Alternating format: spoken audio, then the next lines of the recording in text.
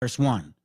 Cry aloud, spare not, lift up thy voice like a trumpet, and show my people their transgressions, and the house of Jacob their sins.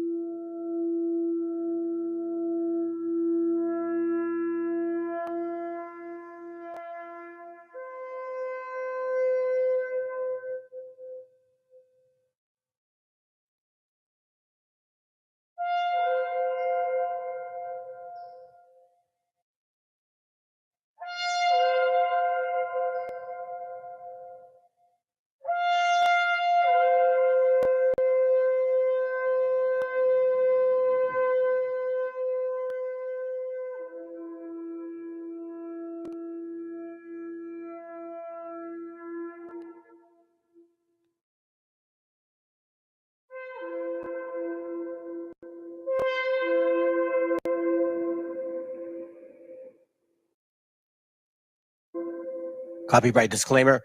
This content does not belong to Bible Chronicles or claim this intellectual property. The content provided today has and always will belong to the content owner. Bible Chronicles does not have any affiliation with the owner of this property. As mentioned, Bible Chronicles did not intend to make use of any material for the purpose of harvesting gain. However, Title 17 of United States copyright law states material and use can only be done when it's for theological or general educational purposes, and thus Bible Chronicles believes that this principal material falls under fair use, which honors protection under Section 107 of the same U.S. copyright.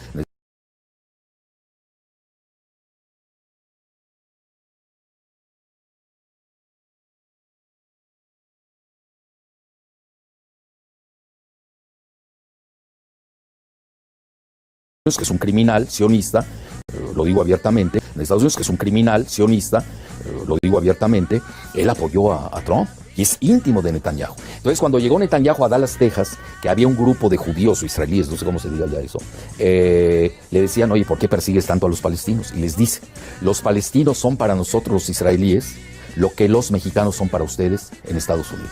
Entonces yo veo la palestinización de los mexicanos en Estados Unidos. We have seen one estimate that says it would cost $88 billion to deport 1 million people a year. I don't know if that's accurate or not. Is that what American taxpayers should expect? What price do you put on national security? Is it worth it? Is there a way to carry out mass deportation without separating families? Of course there is. Families can be deported together. This video just resurfaced, and it's making the Democrats feel uncomfortable. It's just a puppet show. I think we got to have tough conditions. Tell people to come out of the shadows. If they've committed a crime, deport them. No questions asked. They're gone. If they've been working and are law-abiding, we should say, here are the conditions for you staying. You have to pay a stiff fine because you came here illegally. You have to pay back taxes, and you have to try to learn English, and you have to wait in line. This video just resurfaced. Mi gente, por ahí andan las noticias que según quieren deportar a toda la raza trabajadora y les hicimos este corrido, compa Kevin. Para que le pongan oído dice más o menos así, compadre. Años tengo trabajando de este lado, buscando el mentado sueño americano. Los gringos aquí ya no nos quieren, que según les estorbamos. Se menciona mucho en los noticieros, traen muchos mitotesos del gobierno. Resulta ya quieren deportarme, en eso no estamos de acuerdo. Resulta que por ser inmigrante mi valor es insignificante. Si supieran lo que batallamos para salir adelante. Ya con día salimos a chambear, no creo que a nadie le hagamos mal. Ya quisiera verlos trabajando como lo hace este ilegal. ¿Y qué culpa tenemos nosotros los inmigrantes por querer buscar nuestros sueños? ¡Ánimo, mi gente! Y no se me rajen. Y así suenan los de la norte, compa Jesús Méndez. Puro elegante récord, mi viejo. ¡Ay, ay, ay!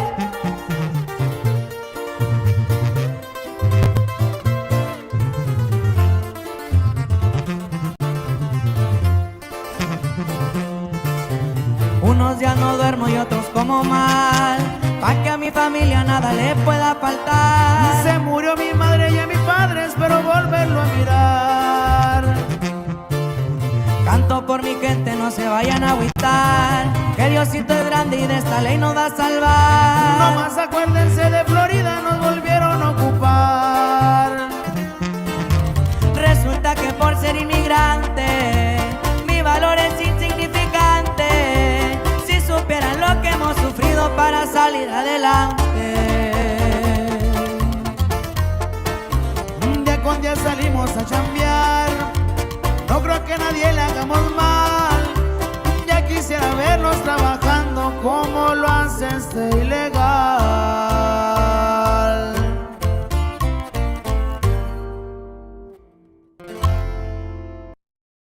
Con todos los respetos, 200 aniversario de la independencia de México. Enhorabuena. Y ahora me cambia usted toda la cosa y dice usted que España tiene que pedir perdón. Hombre, es que si no hubiesen pasado algunas cosas, perdone, usted no estaría ahí. Sangre de indígena corre en mis venas, esclavismo, muerte, llanto y penas. Invasor, se hace llamar conquistador, que no se olviden sus barbaries. Sangre de indígena corre en mis venas, esclavismo, muerte, llanto y penas. Invasor, se hace llamar conquistador, que no se olviden sus barbaries, por favor. Amputaciones de manos, ejecuciones en la hoguera, empalamientos y ahorcamientos por mi nación entera. Violaban nuestras niñas, violaron nuestras damas, nuestros pueblos indígenas los prendían en llamas. Lanzaban perros de combate contra las personas, su perra conquista de las más sangrientas y matonas. Maldito conquistador, no hay nada que agradecer, todo lo que se perdió ayer, ¿quién lo va a devolver? Y no hablo solo de las toneladas de oro que robaron, hablo por las miles de vidas que nos arrebataron. A mis indígenas guerreros muertos en batalla, en manos de un maldito español sangriento y canalla. Acá la historia no se olvida, ni sus expediciones, en especial con los mayas y sus esclavizaciones. México no le debe ni el buenos días a tu nación, al contrario, ustedes a nosotros nos deben un perdón. Sangre de indígena corre en mis venas, esclavismo, muerte, llanto y penas. Invasor, se hace llamar conquistador, que no se olviden sus barbaries. Sangre de indígena corre en mis venas, esclavismo, muerte, llanto y penas. Invasor, se hace llamar conquistador, que no se olviden sus barbaries, por favor. Maldito sea el día que pusieron acá sus pies el perro de Cristóbal Colón y el puto de Hernán Cortés, que tomó la capital azteca de Tenochtitlán. Los 9 niveles, el mundo del Mictlán, Buluk, Chaptán, su nombre el dios de la guerra. Anagua, circunvalado por agua y en tierra. Perdimos tantos territorios y tantas lenguas autóctonas por culpa de invasores que llegaron como alóctonas. Imagina la grandeza territorial que México tendría si no le hubiera ido mal. Pero muerto el perro solo queda echarle cal, y si está ladra y ladra hay que ponerles un bozal. Alzar de la cola que México a pesar de todo es grande, que cada día en los mercados globales se expande. O ya no importa lo que nos digas tú, México vendría siendo como el Hunapku.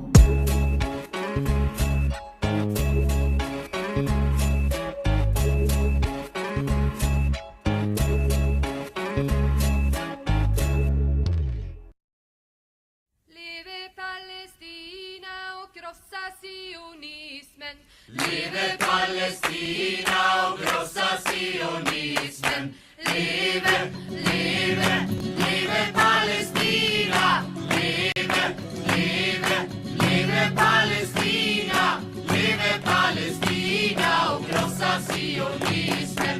Liebe Palästina och krossa sionismen. Och vi har odlat jorden. Och vi har odlat jorden. Och vi har skördat vetet. Och vi har skördat vetet. Vi har plockat citronerna. Och vi har plockat citronerna. Och pressat oliverna. Och pressat oliverna. Och hela världen känner till vår jord. Och hela världen känner till vår jord. Leve, leve, leve Palestina. Leve, leve, leve Palestina. Leve Palestina och krossa sionismen. Leve Palestina och krossa sionismen. Och vi har kastat stenar på. Och vi har kastat stenar på. Soldater och poliser. Soldater och poliser. Och vi har skjutit raketer. Och vi har skjutit raketer. Mot våra fiender. Mot våra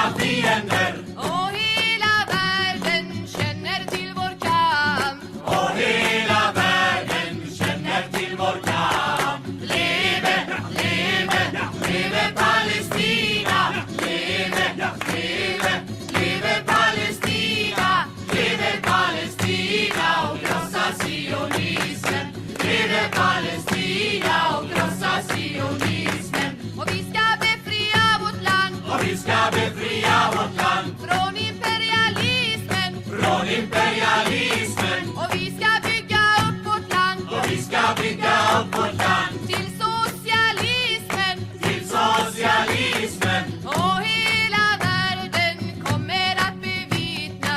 Och hela världen kommer att bevittna.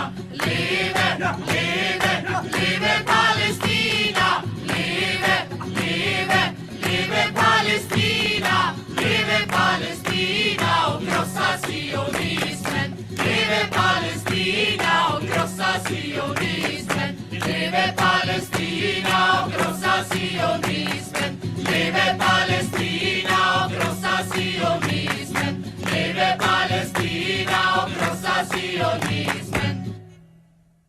Viene a decirnos con mucha firmeza y gran convencimiento lo mismo que nos decía en el siglo XVIII el barón de Holbach, ¿no? Un filósofo francés de origen alemán. Si nos remontamos al comienzo, entonces hallaremos que la ignorancia y el temor crearon a los dioses. La fantasía, el entusiasmo o el engaño los adornaron o desfiguraron. La debilidad les rinde culto, la credulidad los conserva, la costumbre los respeta y la tiranía los apoya para que la ceguera de los hombres sirva a sus propios intereses.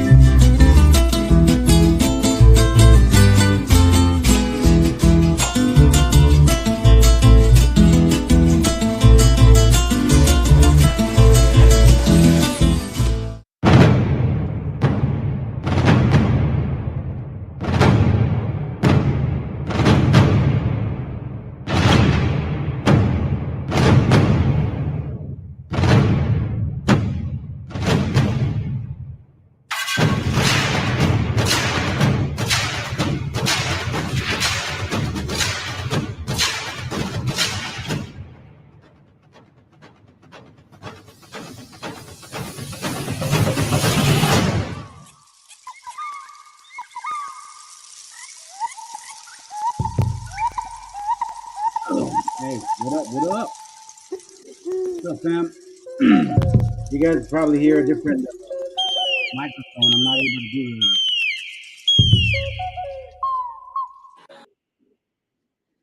it. Yeah. So you're gonna have a little background difference here, and then also sound. I'm not able to do the class today from where I typically would. Anyway, sorry, I had to have that background. So hope you guys were well. Shalom, saludos, buenas noches a todos, buenos días, buenas tardes. I don't got my buttons today, so forgive me. What up, Jeremias? But you know what? I wanted to run this today because it's gonna kind of carry off from the last class. I did leave a lot of scriptures out, and I do want to make a point. You guys heard the initial videos, so let me at least play it for you so you can see what I'm talking about. See, this is one reason why, for me, or at least for you brothers that are aware of what's going on in our surroundings, you should be mindful that this is typical shit. Okay, I've always known Democrats were doing this just like Republicans wanted to, or they do. Everybody knows that, Obama was like the number one deporter. So for us to hear this is not surprising.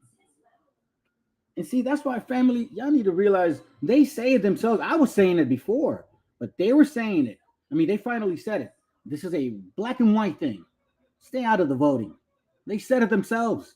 And I've been saying this for 2 years now. But, let's start with this real quick. Hopefully you guys can appreciate the Lord willing edifying. All right, let's go. just resurfaced, and it's making the Democrats feel uncomfortable. It's just a puppet show. I think we got to have tough conditions. Tell people to come out of the shadows. If they've committed a crime, deport them. No questions asked. They're gone. If they've been working and are law-abiding, we should say, here are the conditions for you staying. You have to pay a stiff fine because you came here illegally. You have to pay back taxes, and you have to try to learn English, and you have to wait in line. This video just resurfaced. You see, so that's not surprising. But apparently to some that want to create politics, right, especially the right wingers and fucking racist bastards, they will use this and say, you see, Democrats, bro, we've known this. We've known this. So look, I'm not going to show you the scriptures today. I'm going to just read them out loud and you guys can follow me. So I'm going to go to Psalms 147 verse 3. I'll start here. It says, for the enemy had persecuted my soul. He had smitten my life down to the ground.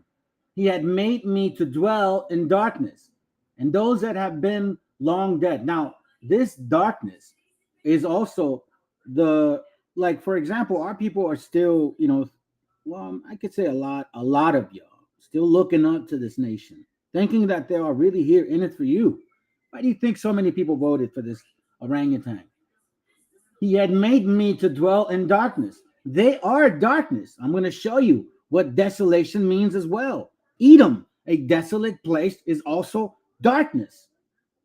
And those that have been long dead. Now, the verse for the very, very beginning part says, for the enemy had persecuted my soul. Because in reality, family, I think you guys understand that it's not so much the flesh at this point, man. It's the fact that it pains you. Well, at least it pains me to see what at least our people are going through, or even hearing. Because you got to think about, there are children out there, 9, 10, 11, 12, 13, 14, 15, 16, that are going to high school hearing some racist ass shit.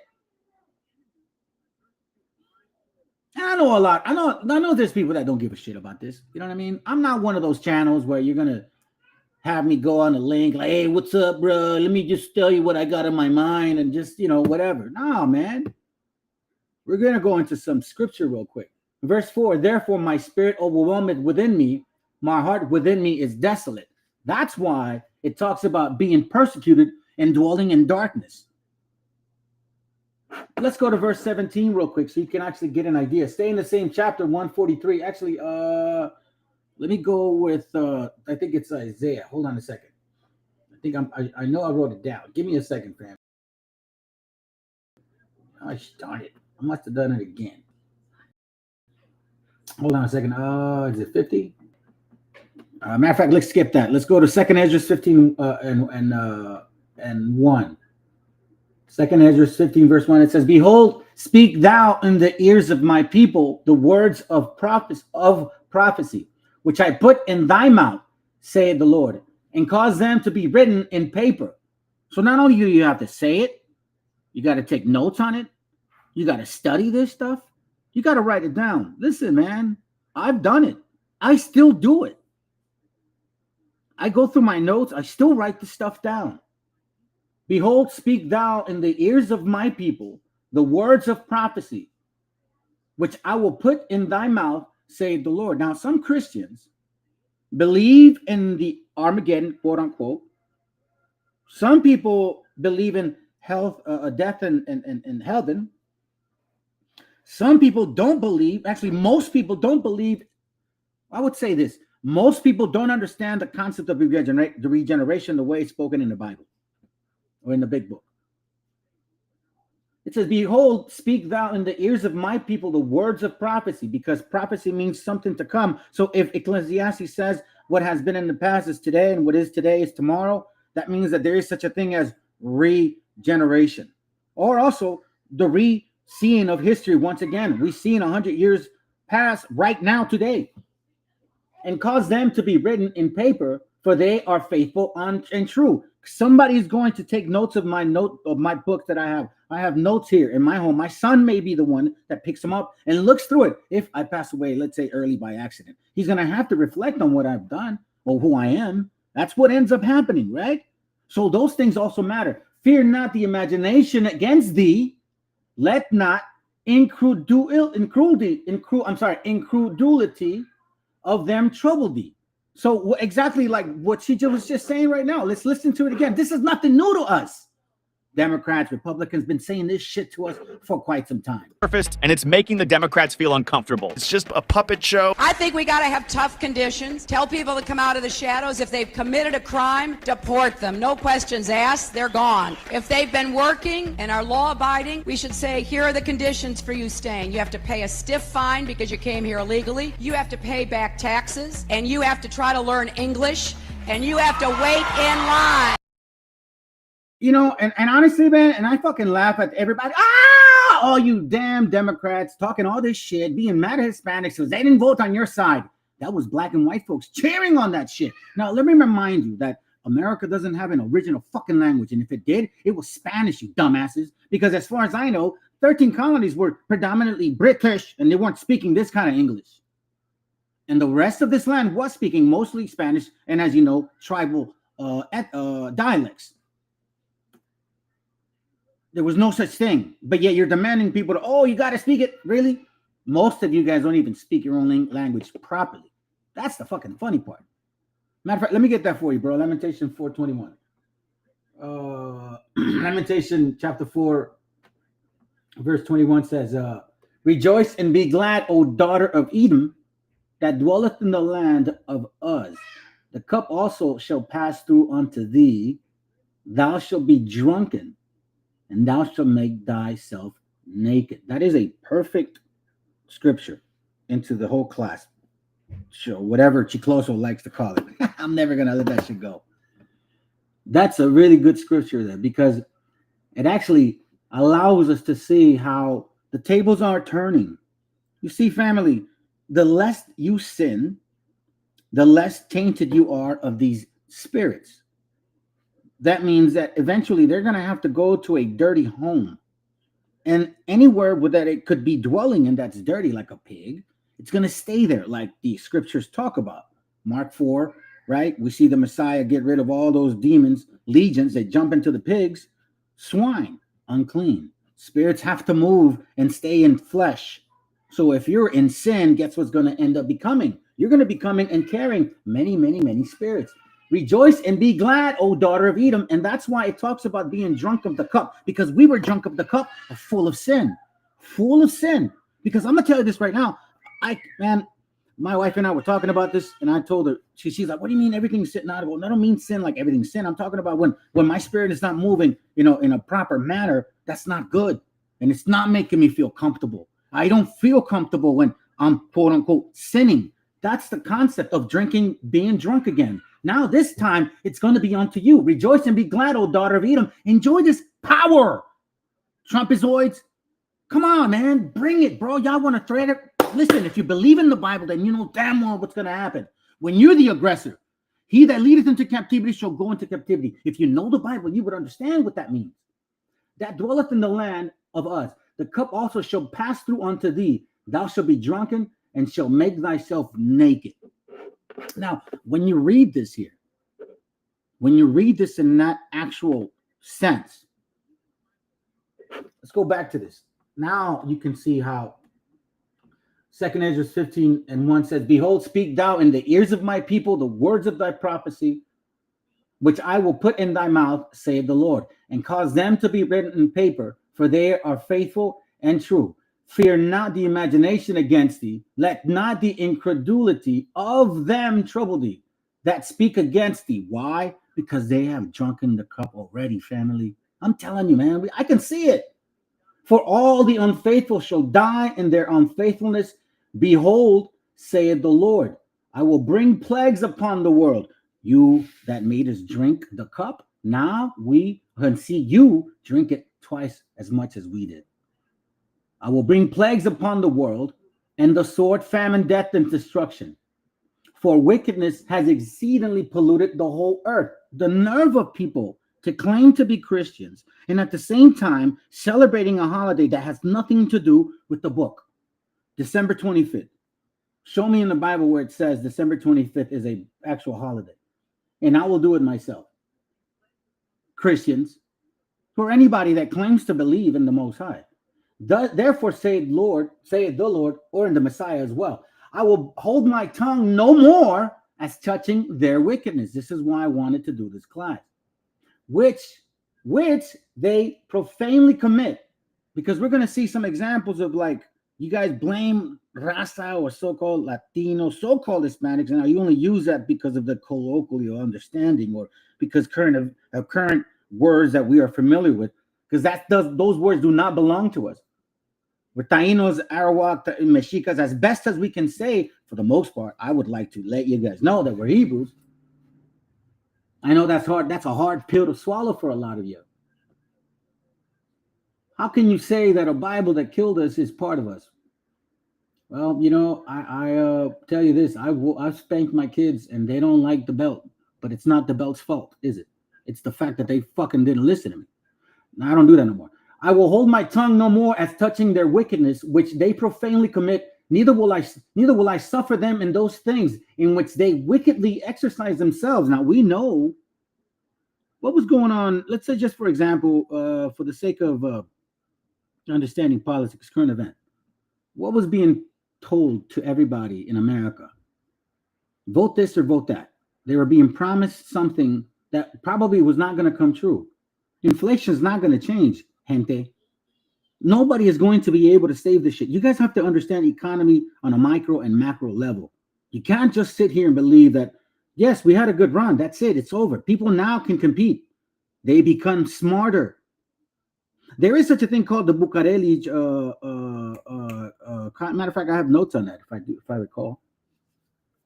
That there was such a thing, that there were laws passed that did not allow certain countries to progress. And I'm going to show you a video that actually tells you how this still has happened, still happening. I will hold my tongue no more as touching their wickedness, which they profanely commit. Therefore, I will suffer them in those things in which they wickedly exercise themselves. Behold, the innocent and righteous blood crieth unto me, and the souls of the just complain continually. That's what I mean earlier in regards to the spirit when it burns. When it burns, all you can do is pray and ask for, like, fuck, man, is this ever going to change and shit? Like, my shit is not that bad, but I still see it. I still experience that feeling because I have close family that are dealing with these things. And therefore say the Lord, I will surely avenge them and receive unto me all the innocent blood from among them. I went a little far on that one. But you know what? It relates to this point. Because let's look at this video. Let's not forget.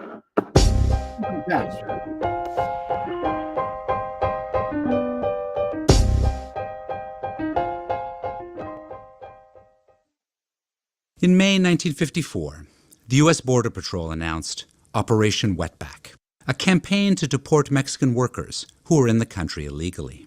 The program succeeded in rounding up over 1 million people, most of them men. Just 2 years before Operation Wetback, the Border Patrol had deported half as many people. This new policy marked the beginning of modern deportation raids and the militarization of the border that we are familiar with today. The U.S. Border Patrol carried out Operation Wetback to respond to the unintended consequences of another American policy, the Emergency Farm Labor Program. During World War II, when the U.S. economy faced an acute labor shortage, the U.S. and Mexico established a binational. Now, family, remember the wickedness in regards to what we read, right? It says here clearly on verse 8. Give me a second, family. Give me a second. On verse 8, it says, I will hold my tongue no more as touching their wickedness. I will hold my tongue no more as touching their wickedness, which they profanely commit. We see here a wickedness. As we're watching the video, right? For example, we're not aware of the fact that you have a lot of pamphlets here. Look at these pamphlets. Look at these newsletters, like Los Angeles Times. Paper, ink, machines, printing press, people, employees that produce this type of material. These pictures. We're forgetting that this also is that propaganda that pushed this hate. Do not forget their wickedness. Labor program. During World War II, when the U.S. economy faced an acute labor shortage, the U.S. and Mexico established a binational agreement to import temporary workers to harvest American crops and maintain and repair American roads. Though the agreement was initially supposed to relieve the wartime labor shortage, American farmers developed a reliance on imported farm workers and had the program renewed repeatedly for 22 years. Between 1942 and 1964, the Bracero program, as it was popularly known, brought over 4 million Mexican men to the U.S. through renewable 6-month contracts. The program intentionally recruited only men as a way to safeguard against their permanent settlement in the U.S. It was assumed that men would return to Mexico to be with their families. Yet some women also came in search of employment, as did many men who were not able to secure Bracero contracts. So take a good look at our people right there, family. You know, a lot of us grew up thinking, or a lot of us, and I'm one of them, I'm a judge of that. You know, some of us shaved our beards and shit, or our mustaches, because we didn't want to be considered like a, what we call back in the days, like an insulting term, paisa. You know what I'm saying? Like, we grew up in that mentality, man. We were self-hateful towards ourselves. You know what I mean? I'll speak for myself, because I've had conversations with brothers. Not that I didn't feel raza. I just felt like every time they looked at us, they thought we were stupid. And I'm like, man, I don't want them to think that. I know I'm not fucking stupid. You know what I'm saying? Like, it's like the what do you call it? Trauma. You know, a post-traumatic stress. I don't know. I've never been diagnosed with any of that, but I'm assuming that's the kind of mental anguish that occurs. Genesis 4:10. Let me read that. It says, and he said, "What hast thou done? The voice of thy brother's blood crieth unto me from the ground." Man, you know what? And that's a great scripture also when it comes to people that believe in abortion. Life begins with the blood. So if you have an actual cell in your body already developing, that shit has blood in it. If you believe in the Bible, you would understand what that means. I can understand when it's like emergency surgeries, but just because you fucked up, that's wrong. Revelation 6:10, and they cried with a loud voice, saying, "How long, O Lord, holy and true, doth thou not judge and avenge our blood on them that dwell on the earth?" Ooh, that's a heavy ass point right there. Because guess what? These Operation Wetbags, Bracero programs, they were digging dirt, fam. And we've always been this type of people, harvesters. You know what I'm saying? That's why when the scriptures, that's why the Messiah, when he spoke in parables, only certain people understood. Because if you study the scriptures, you would know what he meant in regards to harvesting, growing, breaking clods, sowing good seed. Hurry up, because rain is coming, meaning water, meaning the word, meaning the understanding, meaning all of those things that change within you when you start really applying the Bible. Maybe not everything looks perfect. Maybe not everything's walking the way you want it to be. But for the most part, you're not that crappy ass. I could say you filtered about maybe 80% of your past. You know what I'm saying? You're still dealing with that 20%. And I think when it comes to growth, that's the most important thing. Can you look back and reflect and say, damn, I cleared some of that 80% of my bullshit. Let's continue. The program thus inadvertently led to the dramatic increase of illegal Mexican immigration, as many migrants discovered that U.S. employers had a strong demand for Mexican labor, and many would hire them with or without legal work permits. During these years, the nation lived uneasily with the contradictions of its immigration policy and labor needs. The Bracero program revealed American employers' desire and demand for low-wage immigrant labor, but less interest in actual immigrants who might settle and become part of the citizenry. Immigrant labor, but less interest in actual immigrants who might settle and become part of the citizenry. So, a very unfair trade, which according to the Bible, it's unrighteous, meaning you're already breaking the commandments. If you Christians celebrating Nimrod's tree on December 25th, want to actually apply the laws, listen, you'll be the first ones dead. You'll be dead. It's a joke to me that you guys actually have the nerve to judge others while you can't even judge yourselves well. Matthew 10:26 says, "Fear them not, therefore, for there is nothing covered that shall not be revealed, and hid that shall not be known." We're going through that today. Let's finish it off. I got another video. Let me just be quiet. The program thus conditioned Mexican migrants, both braceros and unauthorized immigrants, to work for temporary periods of time in the U.S. and then return home to family. In fact, this was the pattern of many Mexican immigrants for numerous years.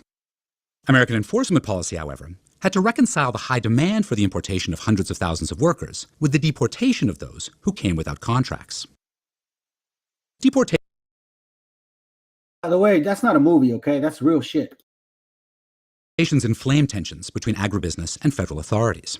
Large agricultural companies wanted cheap labor, while the Border Patrol and Immigration and Naturalization Service, the INS, felt compelled to respond to American citizens' growing anti-immigrant sentiment in the early 1950s by tightening their control of the border.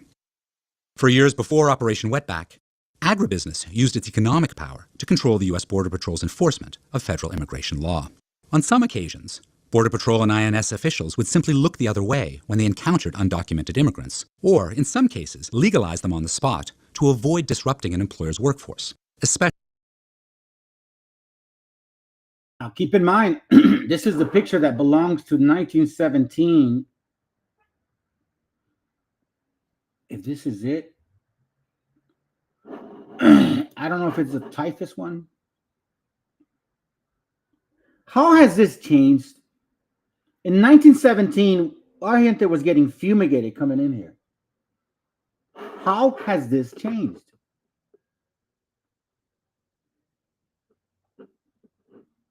See, this is why, and I had it in one of my other notes. If I'm not mistaken, I don't know if you can recall, all be revealed to anybody else listening. The scripture that talks about that you have to accept both the destruction of the enemy and salvation for the righteous. You know what I'm saying? So like you can't get away from that. Anyways, if somebody can get it, that'd be great, because this is important. Let me try to get finished through. Especially during peak harvest seasons. Operation Wetback was supposed to mark a shift in these power dynamics by diminishing agribusiness's control and asserting federal authority. The tension between employers looking for cheap labor and the federal government enforcing immigration laws remains today. U.S. employers' ongoing demand for low-wage immigrant labor is undeniable, especially in agriculture, food processing, construction, and service industries. Listen, here's the reality. You white folks that fucking hate us so much, you can really go blow it, because you would not fucking eat a thing if it wasn't for our gente. You wouldn't eat a thing. You understand that all the vegetables that are at the stores come from hardworking people like our gente? Do you guys understand that? I don't see you, not a so-called Anglo-Saxon or a so-called African American or a so-called Asian American or a so-called Arab American or any other so-called digging in these fields.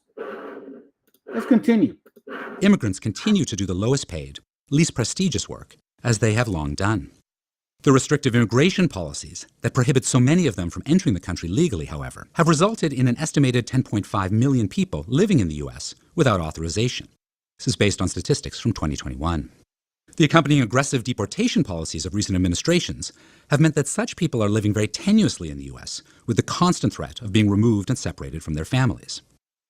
During his 2012 campaign, for example, President Barack Obama promised his administration would focus on deporting, quote, criminals, gangbangers, and people who are hurting the community, end quote, rather than hardworking people who are contributing members of their communities. Yet the president, or deporter-in-chief, as immigration activists came to call him, oversaw the deportation of over 3 million people during his tenure. Funny that it was actually 12 million. That's the last I read.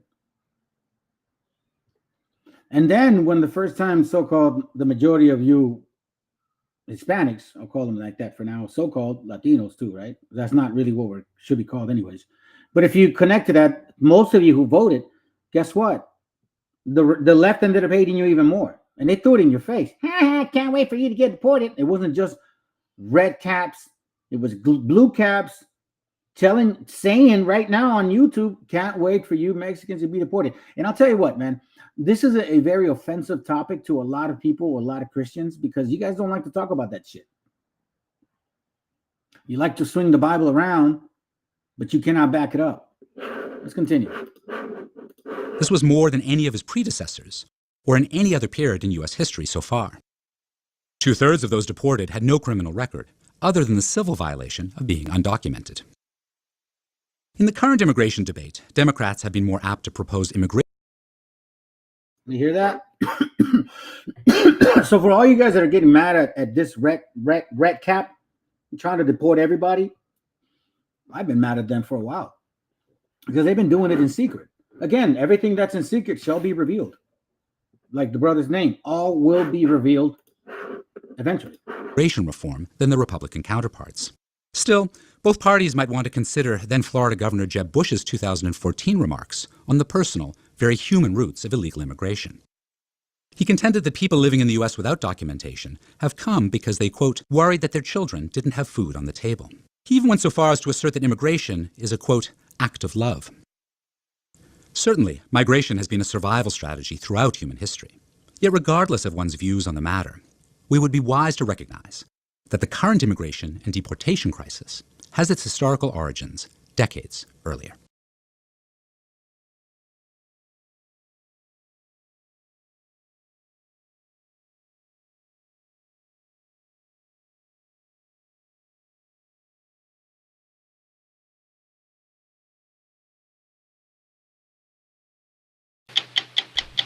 "60 Minutes Overtime."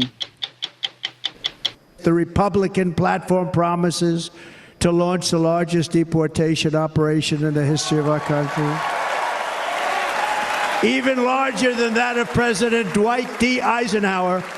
This week on 60 Minutes, we report on former President Donald Trump's pledge to deport mass numbers of undocumented immigrants if he wins in November. It's something Trump has been talking about for years, saying it in an interview with Scott Pelley in 2015 when Trump was first running for president. When Trump talks about mass deportation, he often invokes a former president's name. Did you like Dwight Eisenhower as a president at all? Well, I wasn't around during President Eisenhower's. But he was a fair man. He did this. This A great with over, American. Yeah, he did this with over 1 million people. He did it, and it was actually very successfully done. It is a manifest right of our government to limit the number of immigrants our nation can absorb. But historians who've studied Eisenhower's deportation operation have concluded it was rife with civil rights violations and far from a success. The truth is that it was a short-term show of force. Did not stop undocumented migration. We spoke with May Nye, a history professor at Columbia University who studies immigration. Trump refers to it as Eisenhower's plan, but it was really the plan of the Immigration Service and General Swing. General Swing was the commissioner of immigration. And being a former general, Swing had a military way of looking at the problem at the border. You hear that? He had a military way of looking at the border. Military way of looking at the border. I'm telling you, family, you got to understand what's going on in here right here. Let me go here real quick. Let's go to Isaiah chapter 47. Check this out. Isaiah chapter 47, verse 1. It says, "Come down and sit in the dust, O virgin daughter of Babylon. Sit on the ground. There is no throne. O daughter of the Chaldeans." Now, in case you guys don't know, the reason it's saying daughter of Babylon, daughter of the Chaldean, is because it's the same concept, same theology, mythology, philosophy, Christianity, religious concept, occult, worshiping Nimrod concept, the Trinity, the virgin birth, the December, the tree, the Easter, Israel, all of that right back again. And I know Christians don't want to hear that. They want to attack the black only camps and claim those guys are not Hebrews, but they got no balls or nerves to ever even say, hey, listen, I want to invite this guy over to my channel and see if we could talk about what you claim to know. Because I'm always asking certain questions and none of these Christians can ever answer it. But when you talk about these things in regards to the virgin daughter of Babylon or the Chaldeans, we're talking about 1, 2, 3, 4 beast kingdoms. It's the same fucking system, family. It never changed. It's the same religion. Take the millstone. It says, "For thou shalt no more be called tender and delicate." You know what I'm saying? Like a virgin, nobody touches her. Oh, nobody knows her secrets. Oh my God, she's so prestige. Like how they used to put themselves in a pedestal. It says, "Take the millstone and grind mill, uncover thy locks, make bare the leg, uncover thy thigh, pass over thy rivers." Meaning, go and be a hoe. Go and be a hoe. Let the world know who you truly are. Let's continue. In the early 1950s, there was an influx of Mexican farm workers seeking jobs in the U.S.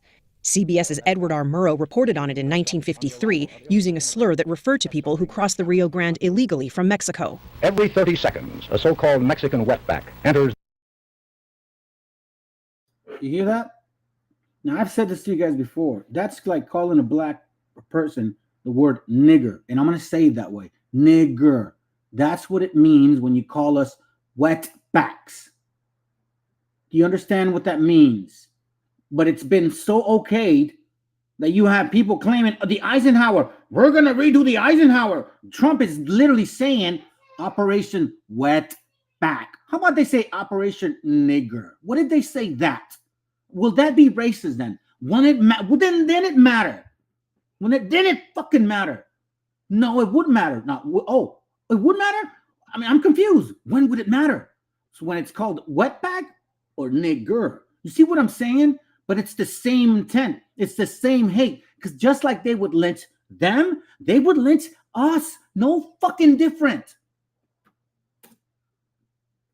This to me it baffled me when I heard it. Like, bro, I can't believe it. They said it on national TV. That must have been in the 50s. Let's go. In the U.S. CBS's Edward R. Murrow reported on it in 1953 using a slur that referred to people who crossed the Rio Grande illegally from Mexico. Every 30 seconds, a so-called Mexican wetback enters this country illegally. The number is increasing. The controversy arose in the 50s around the so-called bracero program, which was a guest worker program for agricultural workers from Mexico.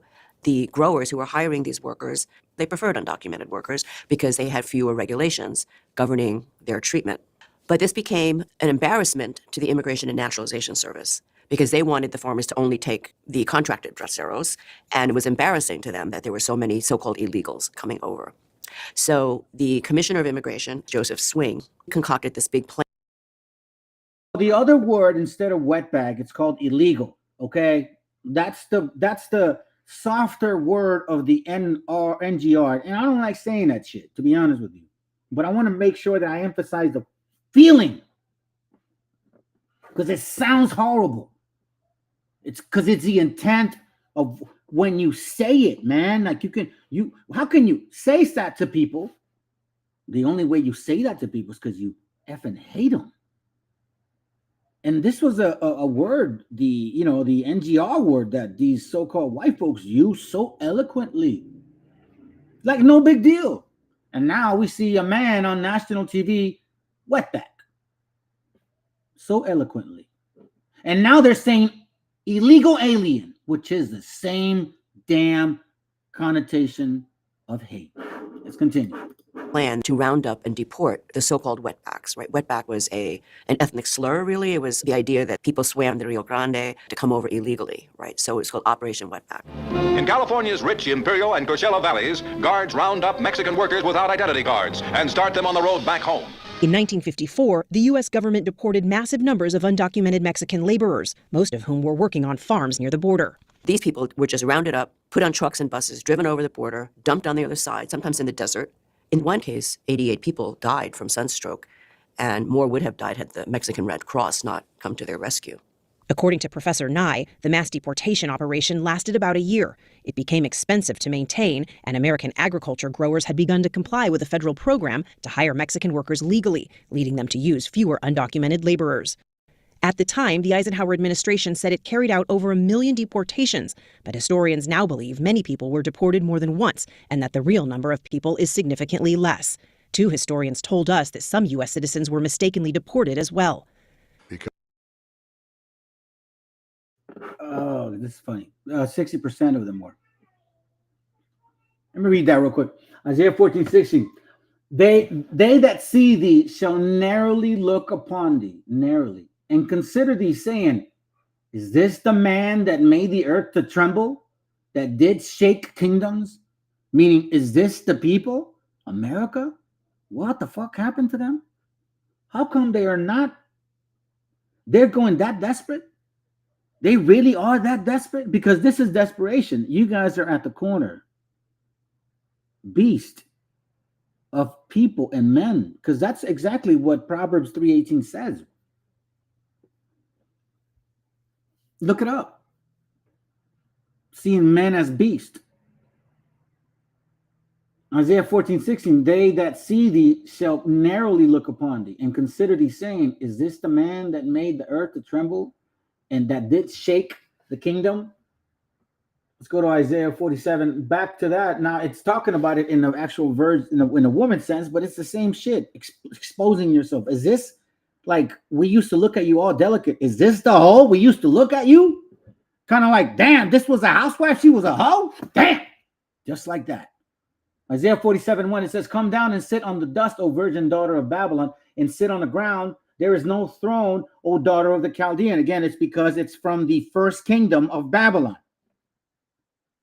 It's never changed. Do not let nobody, mistake you, mislead you into believing something else. It's literally, that's where it comes from, the Chaldees. "For thou shalt no more be called tender and delicate. Take the millstones and grind the mill. Uncover thy locks, make bare the leg, uncover thy thigh, pass over the rivers. Thy nakedness shall be uncovered. Yea," like, for example, is this the people we used to look up to? Damn. "Thy shame shall be seen." Is this the people that we used to say, wow, "I will take vengeance and I will not meet thee as a man"? You see that now. It's a good scripture to bring up on that point, bro. Thank you. Let's go. Tom Homan was acting director of U.S. Immigration and Customs Enforcement during the first 2 years of the Trump administration. We asked him about the connection between Trump's campaign pledge and Eisenhower's operation at the border. You know, former President Trump said that this plan would follow the Eisenhower model, that it would follow so-called Operation Wetback. I don't speak for President Trump, and I don't know what the Eisenhower plan even is. The historians that we spoke to call it a civil rights disaster. Hey, hold on a second. Oh, my God. Are you fucking telling me you're that stupid? Are you that stupid, Mr. White Man, that you don't know your own history? I don't know what that is. You're a Border Patrol, dumbass. You've done it for 20 years. Now, all of a sudden, you don't know your own Border Patrol history? You see, family, this is why I dislike people like this. Christmas Christians, y'all are so weak. You're weak and fake. Worshipping Nimrod. Rod. Yeah, I meant that. Like, that's not repeating. Like, I meant that. You're worshiping Nimrod. Rod. I'm going to get to that, Jeremiah 49. I'll get to that because I have it in here. Listen to this. This is funny, man. People were deported in dangerous conditions and some people died. If President Trump is saying that that's the model, that gives a lot of people President pause. Trump's not talking about. Look, I know this man. There ain't no Following the there's Eisenhower no model, way, we will carry out the largest domestic but that deportation doesn't operation in mean American people are history. going to die. Okay. That doesn't mean civil rights are going to be violated. President Trump doesn't mean that. But you could understand how someone might Well, he could think say that, fear that? Eisenhower plan was a massive deportation, but it doesn't mean all the negative things that happen are going to happen under his leadership. You look back in the 1950s, you look back at the Eisenhower administration, take a look at what they did, and it worked. Well, today you have... Professor Nye told us that it would be even more difficult now than in the 1950s to conduct a mass deportation of undocumented immigrants. They're not Mexican workers. The large numbers of people who are crossing the border are asylum seekers. They're fleeing civil war, civil strife, gang violence. There's just too many. It's very expensive. Today, they don't live just at the border. They live in our cities, they live in states all over the country. They've been here 5, 10 years. They have children, maybe who are citizens. They're part of our society. So you can try to have a big show, but ultimately, you don't solve the problem. You hurt some people, and then people don't look anymore, and the problem doesn't go away. Yep, they're just looking to hurt, unfortunately. Let me kind of look at some notes real quick. I'll see what you guys got. I'll start right here. The beast system. Yep. Hell yeah, man. Plus, the Mexicans hold a good portion of the economy. Yeah. It's true. Never going to happen. I don't know, man. These guys, I'll tell you this right now, Rich. These people, sometimes, there is a type of spirit that will suffer in order for you to suffer. They are willing to suffer just so you don't benefit. And that's how I see this nation of Esau. At least that's what I think. You know what I'm saying? Let's skip some stuff real quick. Let me see.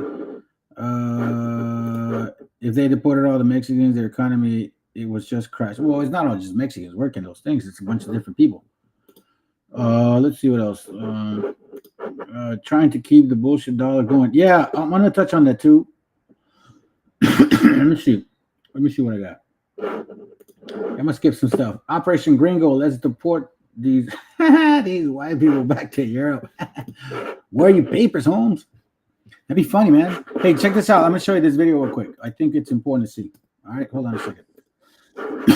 Because you know what? A lot of times we forget that. Well, a lot of times they forget. You know, we can sit here and complain, but if we don't show these people, then they'll never know. All right. So let's kind of remind them of what exactly is it that you're trying to do. Unless you're ready to do this type of work, then by all means, please do. But I don't think you are. I don't think you ever will. You weren't meant for this. You weren't meant for harvesting. Let's go. It's 7:30 a.m. in humid North Florida, the beginning of a long day on a large farm where hired workers are in the middle of harvesting roughly 2.2 million watermelon, about 32 million pounds worth, over the course of about 6 weeks, with more than 150 people working to harvest the watermelon. I asked farm owner Trevor Bass this question. How many U.S. citizens pick crops on your farm? None. Zero. Actually, on this day, there is one U.S. citizen, me. I requested a chance to work for one day on this farm to learn more about why so many farmers have such a difficult time getting Americans to work on their farms. Okay, so this watermelon is ripe, it's ready. We turn it over so the yellow part is on top, so then the people who pick it up know it's ready because they see the yellow part on top. Everyone I'm working with here is from Mexico, all part of the U.S. government's guest worker program known as H-2A. American farmers can hire foreign nationals under the H-2A program as long as they follow strict provisions, which include only hiring them after trying to employ Americans first, which this farm owner did, and got no takers. The idea is we have this chain here, and we're going to be taking these watermelons, putting them on this bus, and we're going to be doing it for hours straight. Dustin Blank is a farmer and also represents other farms when selling finished product to stores. I own 2 farming operations. And you represent how many farms? Over 30. And how many U.S. citizens do you know of who work on any of those farms? Short of management, 0. And that's not just white people. Let's not forget that. That's not just white people, because I've seen white people and black, well, not even white people laughing at his so-called Hispanic raza. Here, let me just say this real quick. It was mostly Cubans and Puerto Ricans and Venezuelans and Central Americans who were citizenship and all that shit that voted for this guy. And you have like 3rd or 2nd or 4th generation or 5th generation Texans that don't believe that the raza. Let's make that clear, okay? And a few of their 2nd generation stupid asses. And I hope you fucking get flushed in the toilet. But anyways, for the most part, you guys have to recall this shit. Check this out. Hold on a second. Let me play this. I forgot my phone. Under H-2A, guest workers can't get paid less than Americans. Florida's minimum H-2A salary is $14.33 an hour. And at this farm, the Mexicans are permitted to work for as many hours as they want, with extra bonuses for the amount of work done. They can easily make more than $1,000 a week. They are subject to income tax. Edgar Hernandez is a husband and father who's... So my point was basically saying, since you've been laughing at this whole point, I hope you're ready to work. We got black jobs now available for you. We got white jobs now available for you. And brown jobs too, by the way, in case you fit the script. You know, those people from Hindu India, right? Because they seem to be pushing for Trump to be doing it. You notice that they're part of the ticket and they're all staying quiet. Nobody's saying shit on their end. Let's not forget. Let's continue. Sends all his money home to his family. I ask him why he doesn't think there are any Americans harvesting with him. Es pesado. It's heavy, he says. The work is hard. These farm owners don't disagree with that assessment. Americans have other choices and just don't want to do this, they say. I would say this work on a scale from 1 to 10 would be out of a 9. I mean, it's about as hard as it gets. There are about 18,000 pounds of watermelon on each of these buses. In addition to these being heavy, it's extremely monotonous. Both these men describe themselves as politically conservative. However, they say this government program is not only a necessity, but should have an application process that is faster and more flexible. Yes, we don't need to open the borders and let everyone across, but these guys are coming here for a reason. They're coming here for serious work to try to support their families in Mexico or wherever they've come from. They're not here to play. I mean, it's very obvious. Look behind us.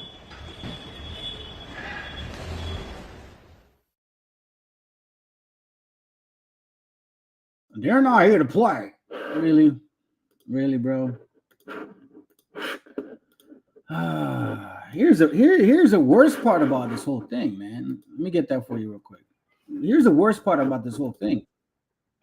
The truth is coming out, bro.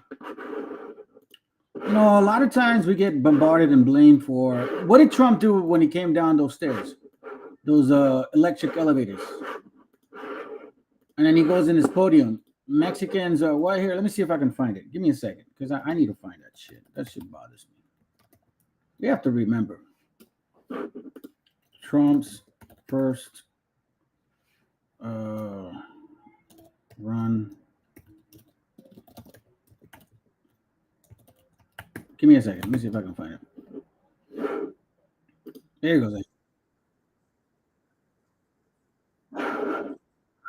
Okay, so here it goes right here. All right, so I'm gonna play it real quick. Give me a second. I'm gonna switch screens because this is true. You guys remember this, right? Let's go. Defending immigrants in your announcement speech. I want to just play again exactly what you said in that speech. Here you are. When Mexico sends its people, they're not sending their best. They're not sending you. They're not sending you. They're sending people that have lots of problems, and they're bringing those problems with us. They're bringing drugs, they're bringing crime, they're rapists, and some, I assume, are good people. Now, you've tried to clarify this statement in recent days, Donald, but I guess the question comes down to this. Do you regret saying that specifically about rapists, or do you stand by it? No, not at all. Of course, it's not only Mexico. If you let that run a little bit longer, it talks about people coming from all over. Oh, this is funny. That reminds me of this family. This just reminds me of something right now. Trump and New York 5. He said the same thing about them, that they're rapists and murderers. It's the same shit. Bro, you see how he looks at people? Like, for real, man. Whoever decided to get involved in this political bullshit, y'all are stupid. And then third, to make it even worse, you sided with him. You're a pig. Let's go. This is ridiculous. He calls both of us, or I guess type of men, maybe he gets intimidated by brown and black men, rapists. Maybe that stripper chick was right. You got a mushroom of a Nimrod. Of course I hate these people. And let's all hate these people, because maybe hate is what we need if we're going to get something done.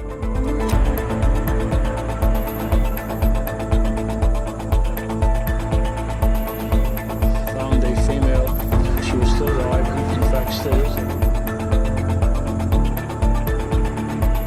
I am strongly in favor of the death penalty. I'm saying if they're found guilty, if the woman died, which she hopefully will not be dying, but if the woman died, I think they should be executed.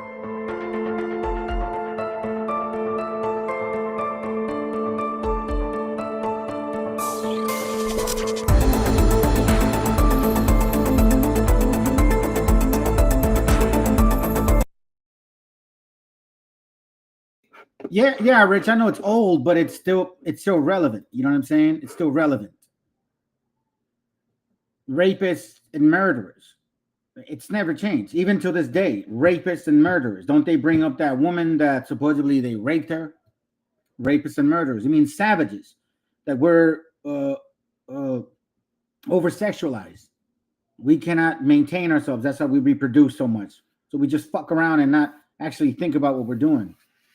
They don't realize that we just are able to, like, you know, all I need is one shot. That's all I need is one shot. I know that don't happen to y'all, but I need to be very careful. And I know our people need to be very careful. All I need is one shot. And usually I know what kind of baby I'm having. And I'm having dreams of what they're going to look like before I'm having them. That's even crazier, but that's another topic. But anyways, let me change this point because I really need to point this out. Okay, so let's prove this fact. So he's, you know, again, we're seeing the spirit of a particular type of person. Go ahead. Let's see. Let me show you something. I want to show you this real quick. I'm gonna bring this scripture out because I wanted to read it before. I just kind of been following my notes here, but I want to read this before I get to it. Isaiah 46 verse 9. Watch what it says here. It says, "Remember the former things of old, for I am God and there is none else. I am God and there is none like me, declaring the end from the beginning and from the ancient times, the things that are not yet done, saying, my counsel shall stand and I will do all my pleasure." So we have to also accept everything that's occurred and how it's occurred and how it's changing now. You see, before, we didn't know about this stuff. In case you are not familiar with this, they're talking about Mexico being the most productive pusher of fentanyl. Well, guess what they fucking found out? They found an actual, a camp of fentanyl producing. Let's check it out. I'm not joking. Almost 100 million doses of fentanyl. That's what Mounties say they've seized after searching a massive drug super lab in Falkland, east of Kamloops, and several locations in Surrey last Friday. Police say they believe the lab is run by a transnational organized crime group involved in the mass production and distribution of fentanyl and methamphetamine in Canada and abroad. The over 95 million potentially legal doses of fentanyl that have been seized could have taken the lives of every Canadian at least twice over. The RCMP says it arrested Gagampreet Randhawa. He's been charged with numerous drug and gun crimes. Mounties say they also seized 89 guns, explosive devices, body armor, and $500,000 in cash. Police say they've also linked the criminal operation to another case where police seized 30 tons of chemicals from a rural property in Enderby. They're also concerned about the discovery of several tons of unregulated chemicals believed to be used to produce phenyl-2-propanone, a precursor essential to the manufacturing of crystal meth. Manufacturing methamphetamine using P2P has not been seen in Western Canada until now. And the P2P manufacturing method has been the primary method used by Mexican cartels to produce methamphetamine for years. Mounties note that cleaning up the super lab will cost more than $500,000. The bust comes just after the RCMP announced charges against 19 people involved in the illicit drug trade in Northeast BC. Maurice Katz, CBC News, Surrey. So, again, when you see that point, man, it's a heavy duty thing to say right there, right? They're getting old. So now I'm going to show you this now. Let's talk about this. Here, a matter of fact, I'll play this because I don't want to change the subject. Here's what's important to me. We're talking about exposing Babylon, right? Let's go to Isaiah 47:3. It says, "Thy nakedness shall be uncovered, yea, thy shame shall be seen. I will take vengeance, and I will not meet thee as a man." Now, think about this for a moment. The wisdom of the Most High, or the wisdom given to the Messiah, is way beyond what we could understand. So he's already setting this stuff up. And I really believe, man, that's why I don't remember what scripture that is in Matthew, I think, but he says, be not over righteous because you have power over these demons.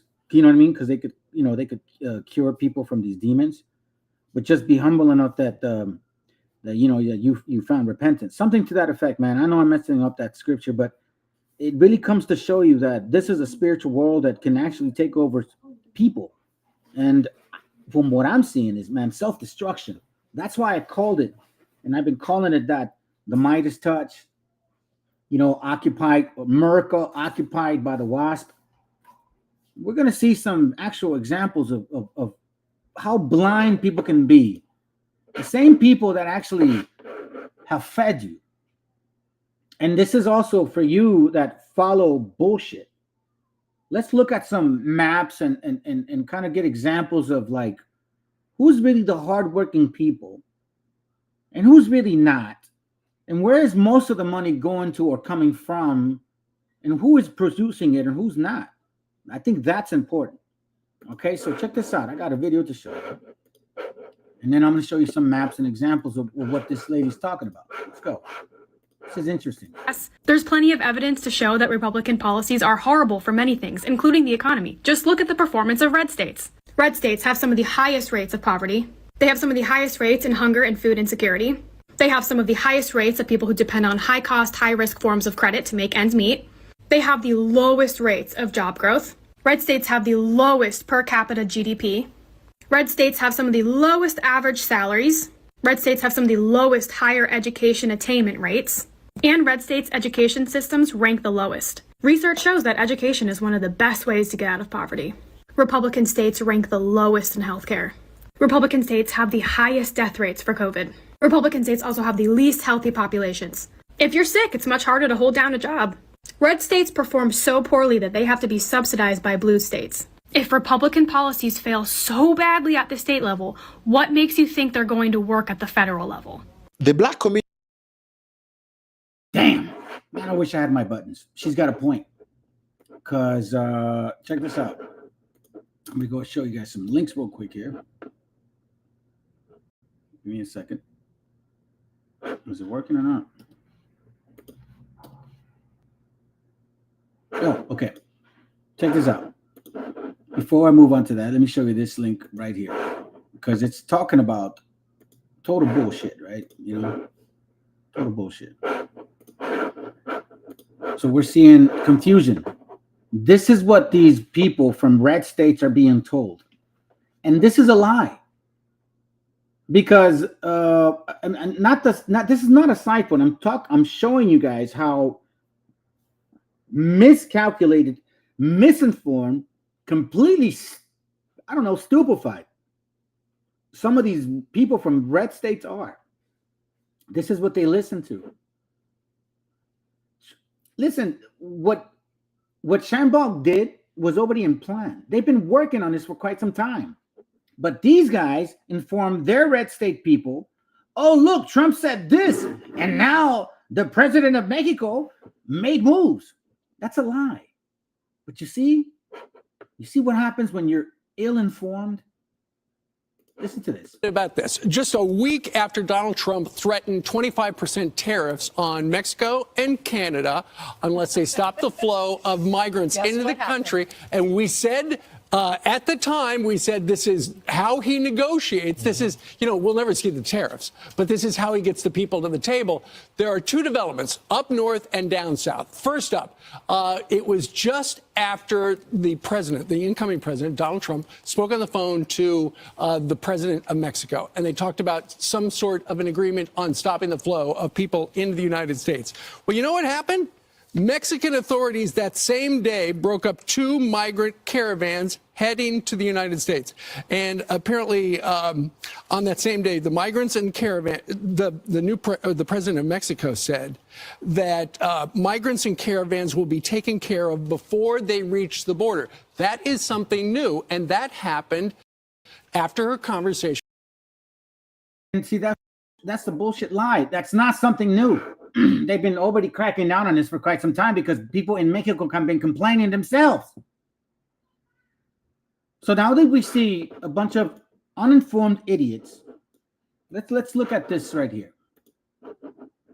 Let's look at this right here. I'm gonna give you guys a map, okay? Because I think it's time that we educate ourselves here. So here we see a map of like where you mostly see the majority, I guess, of is so-called Hispanic states per capita in the U.S. Okay, pay attention to that. Be mindful of what we're looking at. All right, be mindful of what we're looking at. Here, let me close this up.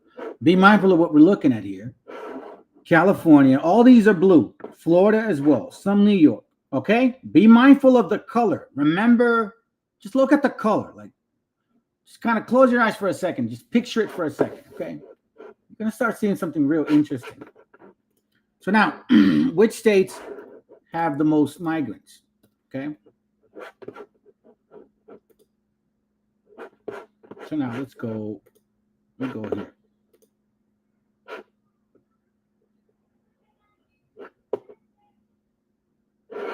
Yeah, this will work. At least enough to give us an understanding.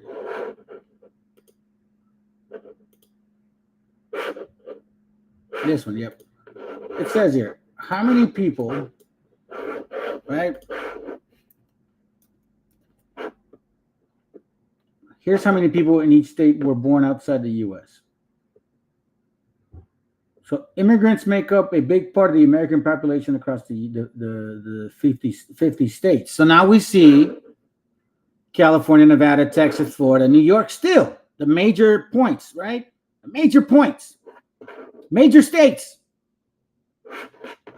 All right, so now let's look at this real quick. Let's see if I can use it here.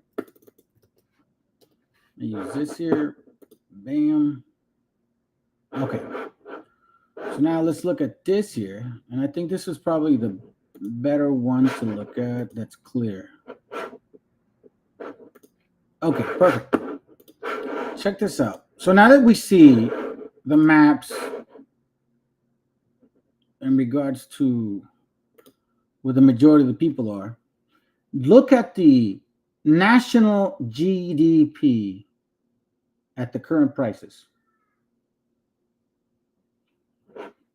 California, Texas, Florida, and New York, once again, where the predominant majority of the so-called Hispanics, so-called Mexicans, so-called Latinos, well, I don't want to call that Latinos, because I mean, neither one of those apply to us, but raza are here. The most Hispanics are Canada, Nevada, Arizona, New Mexico, Texas, Florida, New York. The most where there's immigrants, so-called, is in these regions as well. And the GPD is the highest there.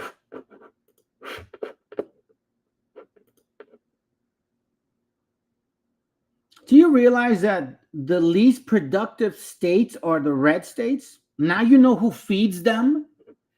We do. Whether you're in politics or not, this is not a political jargon. This is real shit. Nah, I think I played that for you before.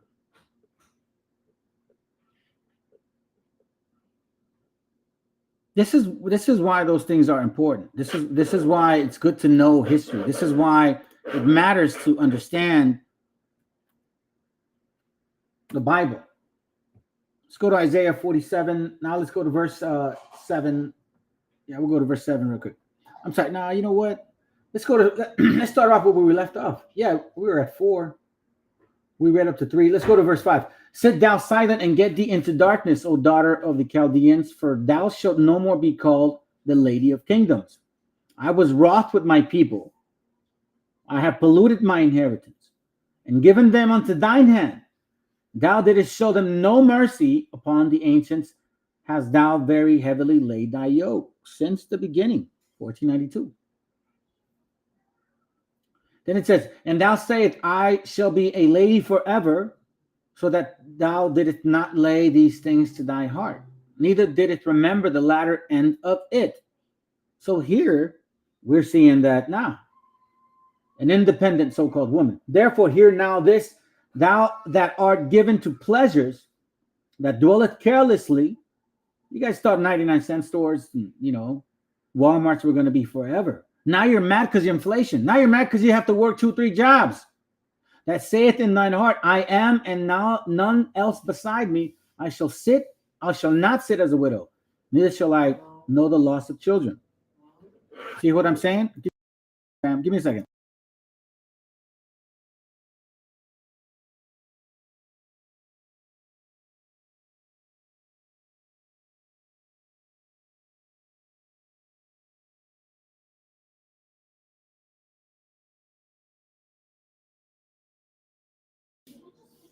So therefore, hear now this, thou art given to pleasures that dwelleth carelessly, that saith in thine heart, in thy mind, I am, and none else beside me.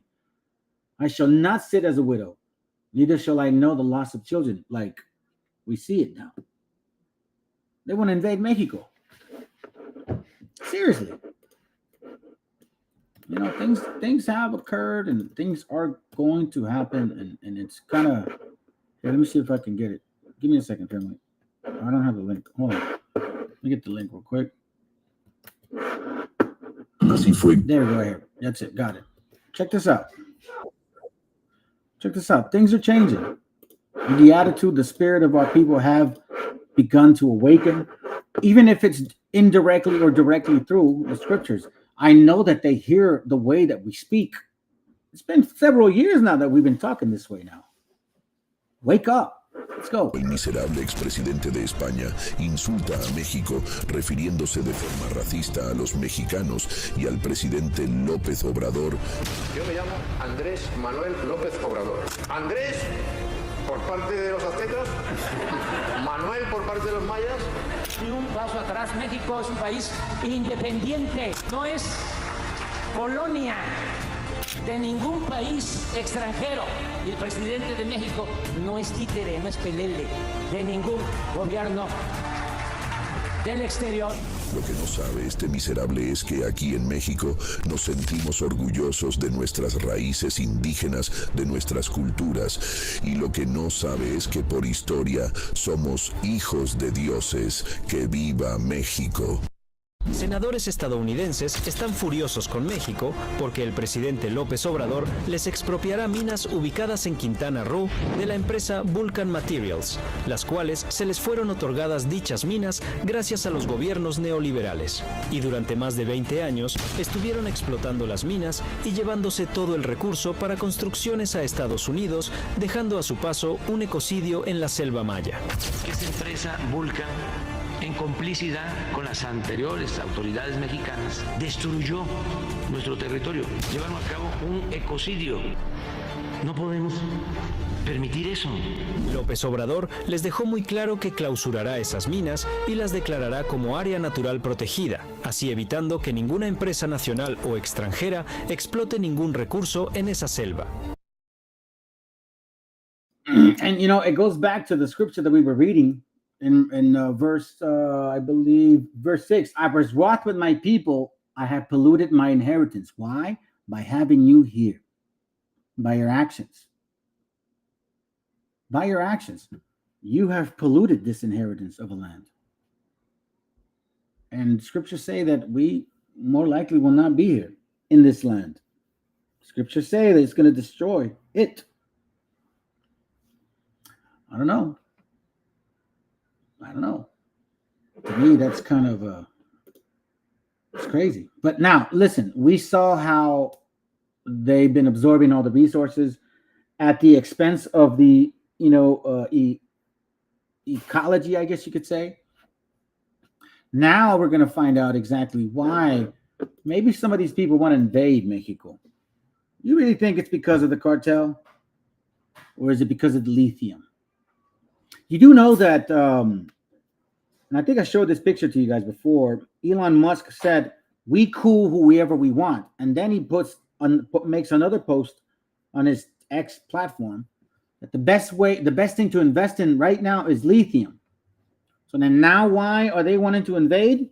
That ain't the drugs, fam. It's this right here. Mexico took a step forward. Check it out. Senadores estadounidenses están furiosos con México. Oh, no, that's not it. That's not it, bro. That's not it. What are you talking about?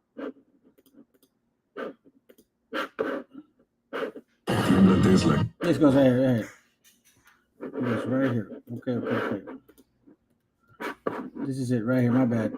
It was the wrong one. Tiembla Tesla con esta noticia. Ahora resulta que el gobierno de Claudia Sheinbaum fabricará automóviles eléctricos para los mexicanos. Produciremos elolínea, que significa moverse en náhuatl. Un pequeño auto de acceso popular, 100% eléctrico, 100% diseñado por jóvenes mexicanos y mexicanas y ensamblado totalmente en nuestro país. You guys hear that? They even called it it's not Nahuatl, it's Nahuatl. Nahuatl. With the hard T at the end if you can't say it with the L and T. Nahuatl or Nahuatl. So they're going to use the total amount of lithium that they have in Mexico to produce electric cars, just like they did in China. And the China car, the DYD or BYD or something like that, that car is outselling the Tesla by 1,000%. This is why I tell you, gente, you guys need to not only study the scriptures, but at the same time, read, look at history, and see the economy.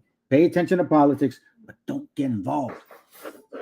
Let's go. Tiembla Tesla con esta noticia. Ahora resulta que el gobierno de Claudia Sheinbaum fabricará automóviles eléctricos para los mexicanos.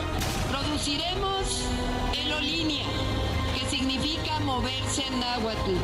Un pequeño auto de acceso popular, 100% eléctrico, 100% diseñado por jóvenes mexicanos y mexicanas y ensamblado totalmente en nuestro país. Esto sería un gran avance para México en cuanto a tecnología, para demostrar el talento y trabajo de los mexicanos. Esto nos convertiría en un país clave y estratégico a nivel mundial. Haremos de México una potencia científica y de la innovación. Para ello apoyaremos las ciencias básicas, naturales y las humanidades. There's a reason why, this is actually progressing. There's a reason why this type of growth is being allowed. Let me see if I can actually show you guys now. I'll probably touch on it in a bit. Give me a second. Hold on. Did I put the link in here? I might have to look at it for somewhere else. No. Give me a second. Shoot. I'm gonna have to look for it. But let's continue this. I'll follow my notes, but let's continue this real quick. Hold on a second. Let me go back up. Man, I thought I had the link. Now I have to look for it. It'd be good.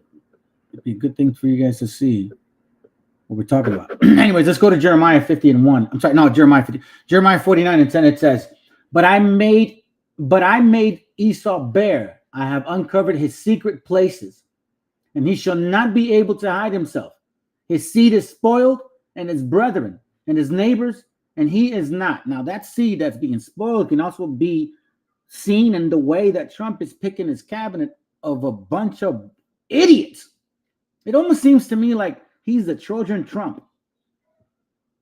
The Trojan Trump of America. Leave thy fatherless children. I will preserve them alive, and let thy widows trust in me.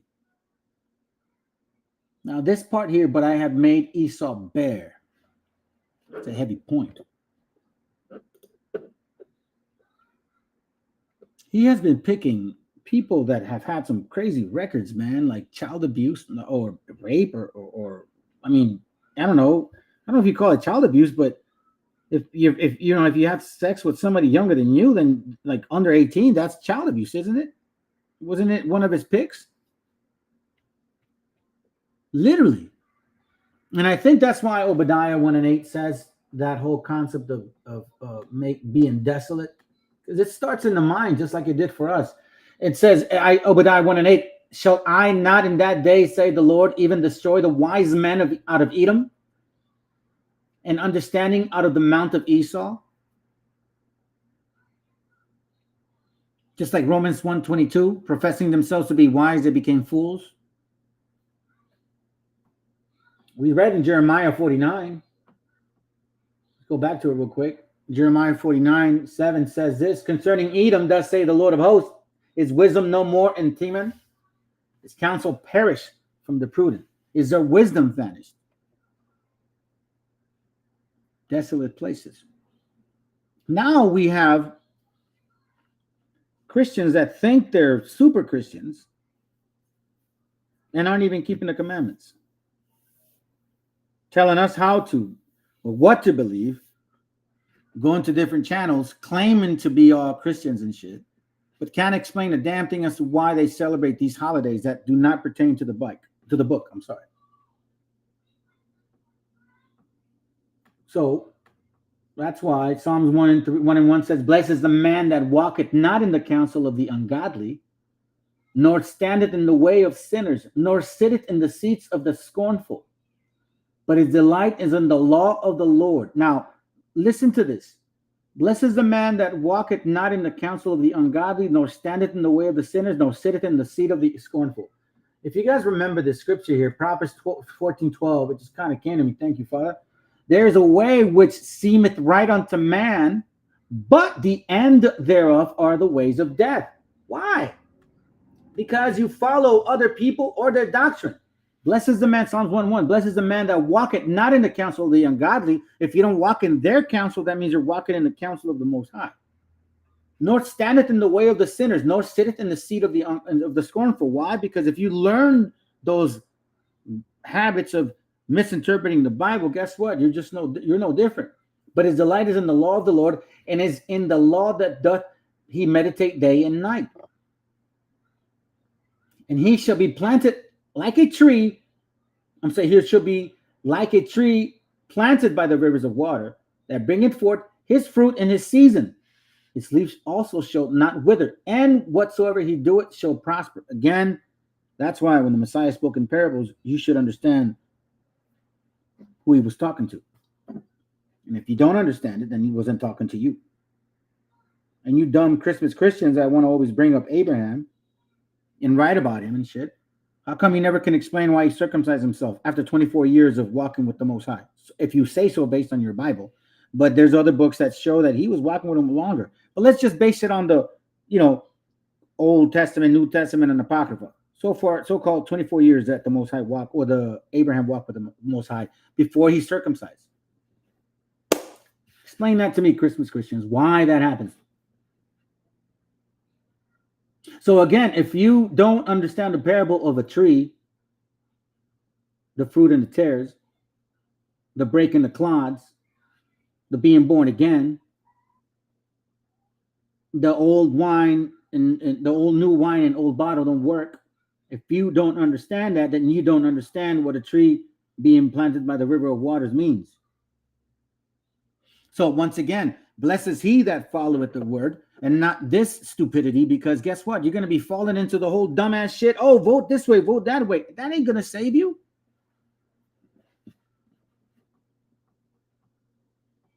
And you know what? I'm glad that it happened that way, family. And I'm glad that you guys got to see it. At least you know I'm not lying. You saw the racist shit to this very day. You got so-called African Americans talking some racist shit to our gente.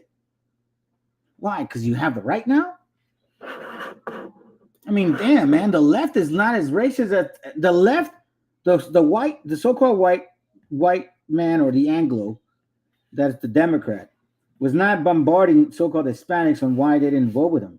It was a so-called black man and black woman talking mad shit and saying, man, I can't wait for you beaners to get deported. See, family? Jeremiah 28:7 says, nevertheless, hear down this word that I speak in thine ears and in the ears of all the people. The prophets that have been before me and before thee of old prophesied both against many countries and against great kingdoms of war and of evil and pestilence. Many countries, meaning many nations. I'm not just aiming at the white man like the BHI does. And I'm not just being Mr. Christian. Oh, it was Satan. No, bro. You don't know then if that's the case.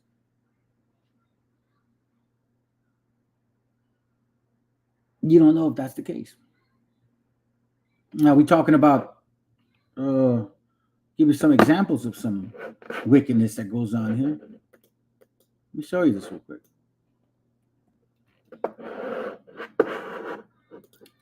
We have come to a point where some of these heathens are getting really mad.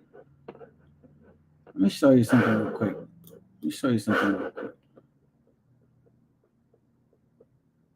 Where is it at?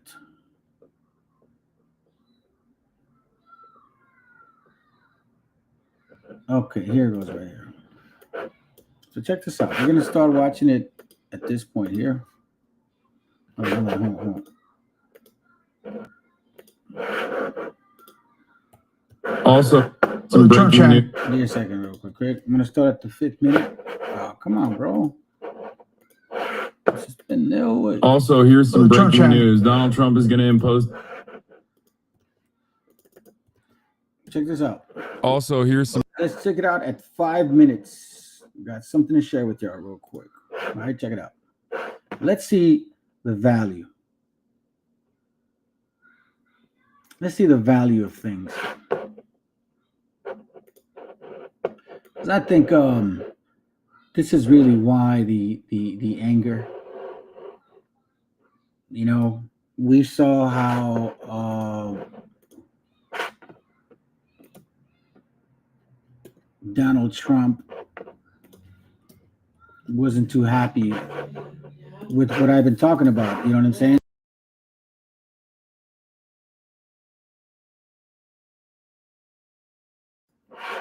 So check this out. This is so stupid. Like, this is, people will say, Hassan, how are you like laughing about this? But it's like, it's so completely out of my hands. We've already described how tariffs work, right? Like, I think everybody here, at least now at this point, understands how it works. Like, it's a fee that companies that are importing stuff are going to have to pay to the government, and therefore therefore they're going to make the cost of goods that much higher for the average American. They're going to carry over the cost. They're not going to like eat away at their profits, eat away at their profit margins. It's going to make every single thing more expensive. So it's basically a sales tax. No, dude, China doesn't pay the tariffs. What are you talking about? Shut up. What?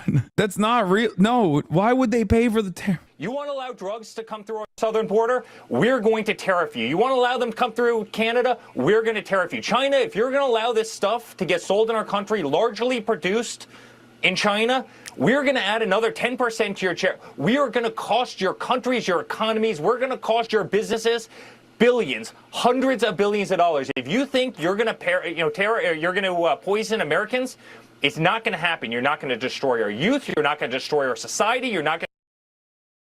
Listen, poisoning is when you don't expect to get, poisoned and you just take it by accident. Fucking doing drugs is you're a drug addict, okay? It's not our fault that you guys don't know how to raise your kids. You kick them out as soon as they turn 18. You feel like you're not responsible for them no more. And then you want them to be adults by 18, 19, and 20, 21, 22 on their own. For God's sakes, what do you expect? No wonder they're on drugs. Yeah, rush your kids to get the fuck out. That's not how we do it. Well, let's continue, and let's continue to hear the stupid and hypocritical nonsense. Going to destroy our families. You're not going to do it. It's going to cost you. I'm going to put an end to it. Laura, when my father sent that 20 minutes ago, I literally cheered out loud. This is crazy. I don't understand. Like, do they legitimately think that China's going to pay for it or something? Let's not talk about the money, man. They're over here talking about families. They're not going to destroy families. You mofos are such a bunch of hypocritical liars. You get rid of your kids as soon as they turn 18. What are you talking about? You destroy your families. You guys destroy your families. Nobody tells you that, oh, I'm not responsible for you no more. Bye, Felicia. That's what you guys do. Then you want to complain about somebody destroying your families. Oh, nobody poisoned y'all, man. You just don't know how to say no because you're so destroyed as a nation. And here's the really sad part. Revelation 12, 22 and 11 says this, man, and I'm glad I wrote it down. He that is unjust, let him be unjust still. And he which is filthy, let him be filthy still. And he that is righteous, let him be righteous still. And he that is holy, let him be holy still.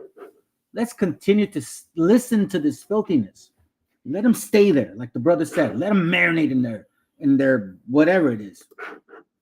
Their hate, whatever. Like, I don't, like, how would China have the capacity to pay for it? Do you think that they're just going to give money to the people that are importing it, or do you think they're going to cut costs to make up for the tariffs? Is that what it is? Even though they haven't done that? Like, how are they thinking that this process works? It's so funny being Canadian right now, being in the Canadian government, being like, what? Drugs are coming over our border? What are you saying? Like, what? There's a mass influx of migrants fleeing Canada into America? What? Why do tariffs raise prices but corporate taxes don't? First of all, when have we increased the corporate tax rate? You mean to say, why don't prices decrease when corporate tax rates decrease? If that's your question, then yes, that would be a good question to ask economists. It seemingly never goes in that direction. But as far as like a corporate tax versus tariffs, it makes sense. You can move certain things around, but So let me explain to you guys why this even happens in the first place. Okay, why the hell is there even such a thing as a tariff, and why do people want to get around it? Okay, so here's what's going on. Okay, this is from kitco.com. It's regarding information on currencies and crypto and metals and shit like that in the markets. BSI withdraws from Project McBride after BRICS lauded its potential to aid in de-dollarization. Now, this led me to understand something deeper than what this is. This is a platform. Okay? It's a platform there where they were thinking of using it in order to trade funds or currencies. All right? But once these guys found out that they could, or at least they got, I don't know, maybe the US said, hey, are you trying to trade outside of our currency? That's basically it. Here's what's going on. The Society of Worldwide Interbank Financial Telecom, SWIFT. What is the Society of, what is SWIFT? SWIFT is a member-owned cooperative providing secure messaging for international transfers of money between participating banks. Okay? So it's like a system that allows instructions on how you're going to wire money and what is it being wired for. It says here on another article on bitcoinke.io, it says global over 60% of low-income countries, nearly half of the global population dealing with sanctions, financial penalties from U.S.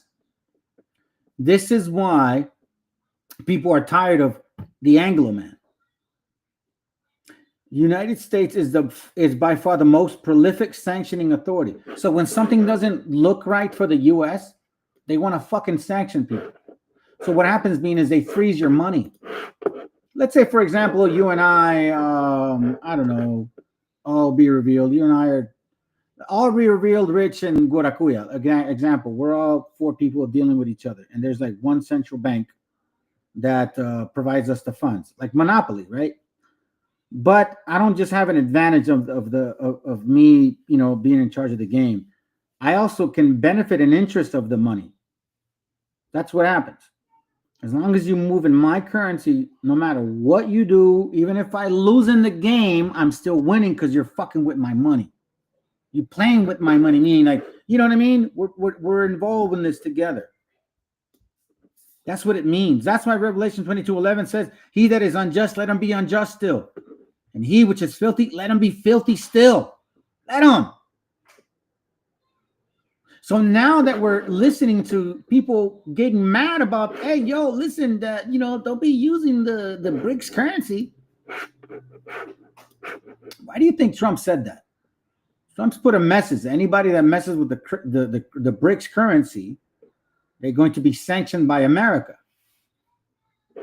Check it out. I think this is it.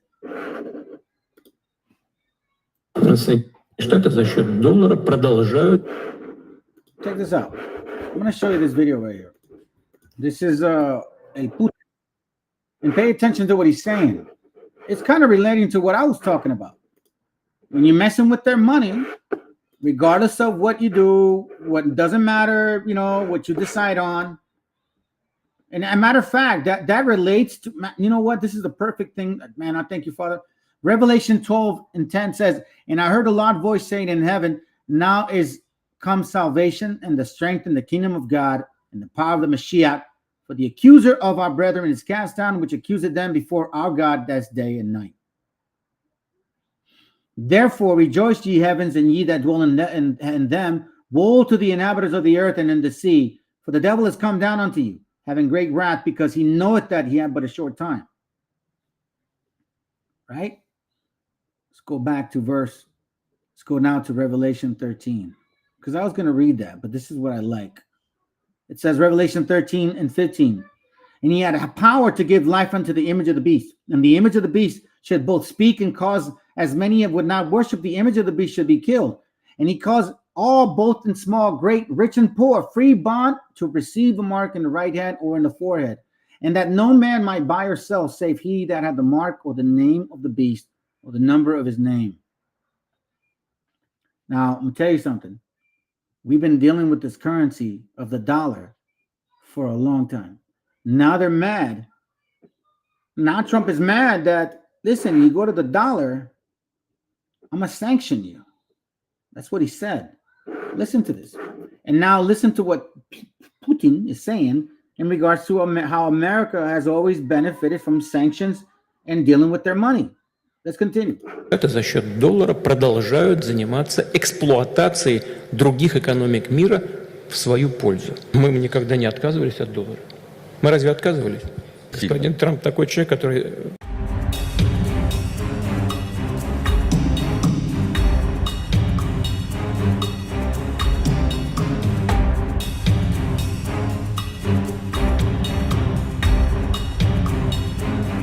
Использование доллара как мировой валюты приносит Соединенным Штатам незаработанные деньги в большом объеме. Вот по мнению наших экспертов, где-то за последние 10 лет примерно они получили 10 триллионов долларов. Просто так, с неба, за факты использования доллара как мировой расчетной резервной валюты. Ну, это на ставках, на размещениях, в их банках там, и так далее. 10 триллионов – это прилично очень. Это значит, что они потребляют больше, чем производят. И вот это очень важная вещь. То есть, по сути, Соединенные Штаты за счет доллара продолжают заниматься эксплуатацией других экономик мира в свою пользу. Вот, например, биткоин. Кто может запретить? Никто. А использование других электронных средств расчета кто может запретить? Никто. Когда не отказывались от доллара. Мы разве отказывались? Это нам отказали в его использовании. Но отказали, как у нас, знаете, говорят, за что боролись, на то и напоролись. Напоролись на проблемы самого доллара. Теперь, конечно, надо задуматься о том, что делать дальше. Вот это все происходит от самоуверенности, от чванства. В разговоре с ним скажете, знаешь, чтобы он поаккуратнее был, так что не махал. Господин Трамп такой человек, который в советах и рекомендациях не нужен. Соединенные Штаты и европейцы пошли. Они, правда, не сделали последнего шага, они заблокировали, но пока не украли у нас этих денег окончательно. Заблокировали. You see that? What he's talking about? He's talking about it's true that they have not taken the final steps. They have blocked our accounts, but they have not yet definitely stolen this money from us yet. So through the SWIFT account that I told you about, by using the dollar currency, that's how they authorized sanctions and said because of the SWIFT and, you know, the whole company that got away from the BSI, which one, the platform that I was talking to you guys about. I don't want to go back to look at the link. You can see that they were involved in it. So the SWIFT account says that they're neutral and all that shit, but in reality, they're not. They're in charge by this hand. And when this hand says, we don't look, okay, like for example, we can be in an agreement, but if I don't like that the way that we agreed is not favoring me, I want to change it. That's not right. What about a contract? No, I don't like the outcome. I don't like it. I'm gonna block you now, and now you can't use my money. Well, wait a minute, it's my money. No, it's my money because it's the U.S. dollar. You see what I mean? Мы со своей стороны вынуждены были принять соответствующие меры, отправлять счета на счета С, так называемые. So now that you get an understanding of that, let's check out this right here because this is also important. I think here now we can understand that. Why that scripture regarding the verse, let me go back to Revelation 13:17, and no man might buy or sell save he that had the mark or the name of the beast or the number of his name. Some people think that's a chip. It's beyond that. Let's check it out. Let's listen to this. Listen to how they now are threatened.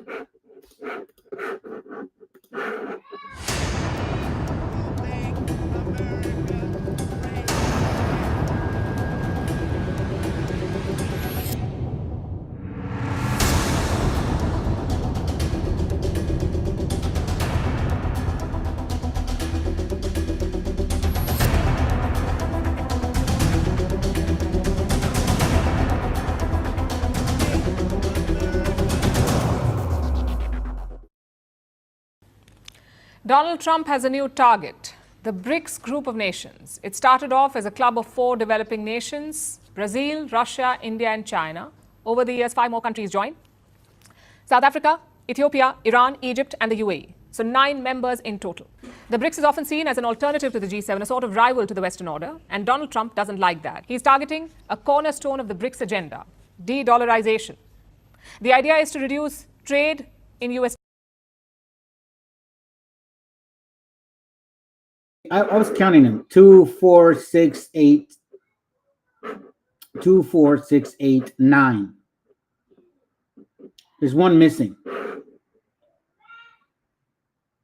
Now you guys know why that map I showed you about Shane Bong against Trump matters?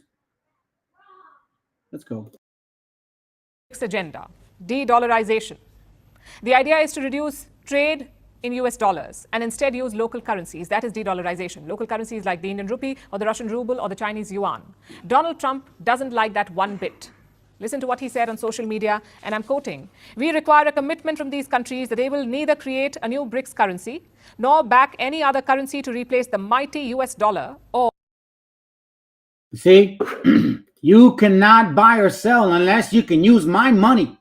Revelation 13:16, and he caused both great and small, rich and poor, free and bond to receive a mark in their right hand or in their forehead, and that no man might buy or sell save he that had the mark or the name of the beast, or the number of his name, the mighty dollar. You cannot trade unless it's with my mighty dollar. Let's go. Or they will face 100% tariffs and should expect to say goodbye to selling into the wonderful US economy. They can find another sucker. A typical Trump threat. Adjectives plus high stakes plus Twitter post. But what's his plan here? Well, tariffs seem to be Trump's new favorite weapon, whether it's against Canada or against Mexico or against China, or now against the BRICS nations. Donald Trump says, promise to not abandon the US dollar. If not, he will impose a 100% tariff on BRICS goods. Suppose an Indian car is being imported into the US. The price of the car is $12,000. American importers will have to pay 100% of that as import duty. That means another $12,000. So the cost of that vehicle in America just doubled. That's how tariffs work. Now, how realistic is this threat by Donald Trump? Most of the BRICS nations have not reacted yet, but Russia has. They say such threats will accelerate the dollar's decline. If the United States use force, as they say, economic influence of some kind, to make other countries use the dollar, it will probably further strengthen the tendencies to use national currencies. Dollar is beginning to lose its attractiveness as a reserve currency for a number of countries. Trump's allies say it's all about leverage. He's not serious about the tariffs. He's using it to gain an upper hand in negotiations. They also point to the example of Canada. It's not. It's more of them gaining, retaining, and staying in power. Unfortunately, it doesn't work like that no more. To me, the most beautiful word in the... What is done is done. Let me play this real quick here. Check this out. Give me a second here. I'm going to play the other sound. Give me a second. It don't sound good. Here we go. There. Tariff, and it's my favorite word. It needs a public relations firm to help it, but to me it's the most beautiful word in the dictionary. 100, 200% on things you don't really like. You're also talking about 10, 20%. I agree it's going to have a massive effect, positive effect. It's going to be a positive, not a negative. Let me just I know how committed you are to this, and it must be hard for you to spend 25 years talking about tariffs as being negative, and then I find it funny how a man with a pig face, like if you compare his eyes to a pig's eyes, he looks just like pigs, right? He can sit there and try to tell a man that's been studying economy for a long time, almost every day, on how, no, you don't know what you're talking about. I know because I'm the greatest. And you dummies voted for the stupid man. Have somebody explain to you that you're totally wrong. Well, Jagger, I guess we'll see about that. And while demure, as you point out, was announced earlier today as the word of the year, tariff could have been a close second, given the way that it's being banned. Elect Donald Trump to impose tariffs on Mexico, Canada, and China as soon as he takes office in January. In a post on Truth Social, Trump says the tariffs would remain in place against Mexico and Canada, quote, until drugs, in particular fentanyl, and all illegal aliens stop this invasion of our country, end quote. Both China and Canada say they're open to continued dialogue. A top Mexican official says increased tariffs will only make it more difficult to find solutions to other issues. Well, a whole host of other issues, as it turns out, because while Tom Holman and Donald Trump are ready to descend on the Mexican border with a full force of anger and vengeance that seemed promised over and over again during this election, this is the wall they are going to run into. La Doctora, or as she is formally known, President Claudia Sheinbaum, the first female Mexican Jewish president in the country's history. As we are about to see, this highly respected, incredibly smart, highly educated woman, well, she might not be welcoming Donald and Tom quite this way. Her political savvy response to the incoming president's proposal and its residual effects, that's the stuff of our featured video today. In fact, Mexico's president held a press conference this morning in response to President-elect Donald Trump's threat to impose tariffs on Mexico, actually. But Jim, as you know, all of these things are intermingled. Mexico's president was very firm. She called out President-elect Donald Trump, saying that both Mexico and the United States collaborate on a lot of different levels, including economically. And in other words, she said that she's ready to respond in kind. Let me read to you a portion of that letter that she sent to President-elect Donald Trump. She said, quote, President Trump, neither threats nor tariffs will solve the issue of migration or drug consumption in the United States. Cooperation and shared understandings are required to face these important challenges. Imposing one tariff would mean another comes in response. I'm going to read that one more time because these are very important words from Mexico's president. Imposing one tariff would mean another comes in response, continuing like this until we put shared companies at risk. Now, the tone of this letter is very important because Mexico's president is not just talking about tariffs, about the economic relationship with the United States, but also the border relationship with the United States, because Mexico has done a lot to help the Biden administration control the migration that is coming into the U.S. southern border, which begs the question about what is happening on the U.S. southern border, given that Governor Greg Abbott and the incoming U.S. border czar, Tom Homan, are on the border today. Here's the reality. The migrant apprehension numbers are extremely low. I talked to a law enforcement source, Jim, who says that on Sunday, migrant apprehensions were about 1,500. If you compare that to December of 2023, when 10,000 people were crossing the border per day, that just gives you a sense of the dramatic change. The reality is, and I've talked to both people on the ground, agents, and also advocates who work on the border, they say it is very quiet right now, very low, despite what you're hearing from Governor Greg Abbott and the incoming border czar, Tom Homan. Back to you. So it's all bullshit, basically. Psalms 12:5 says, for the oppression of the poor, for the sighting of the needy, now will I arise, saith the Lord. I will set him in safety from him that puffeth at him. The words of the Lord are pure words, as silver tried in furnace of earth and purified 7 times. Now, I know that a lot of you guys probably have a problem with this book. And I've said it before in other classes that the translation and transliteration has bombarded this book.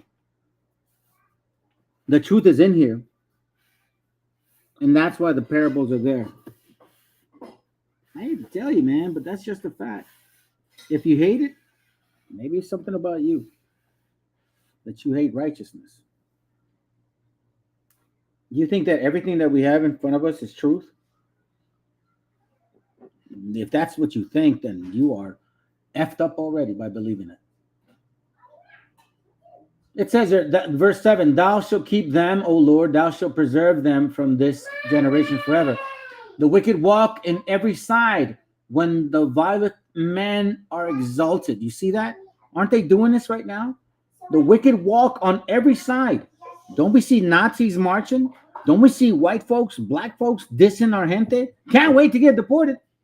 The wicked walk on every side when the vilest men are exalted. What does this man say since he came down the elevator?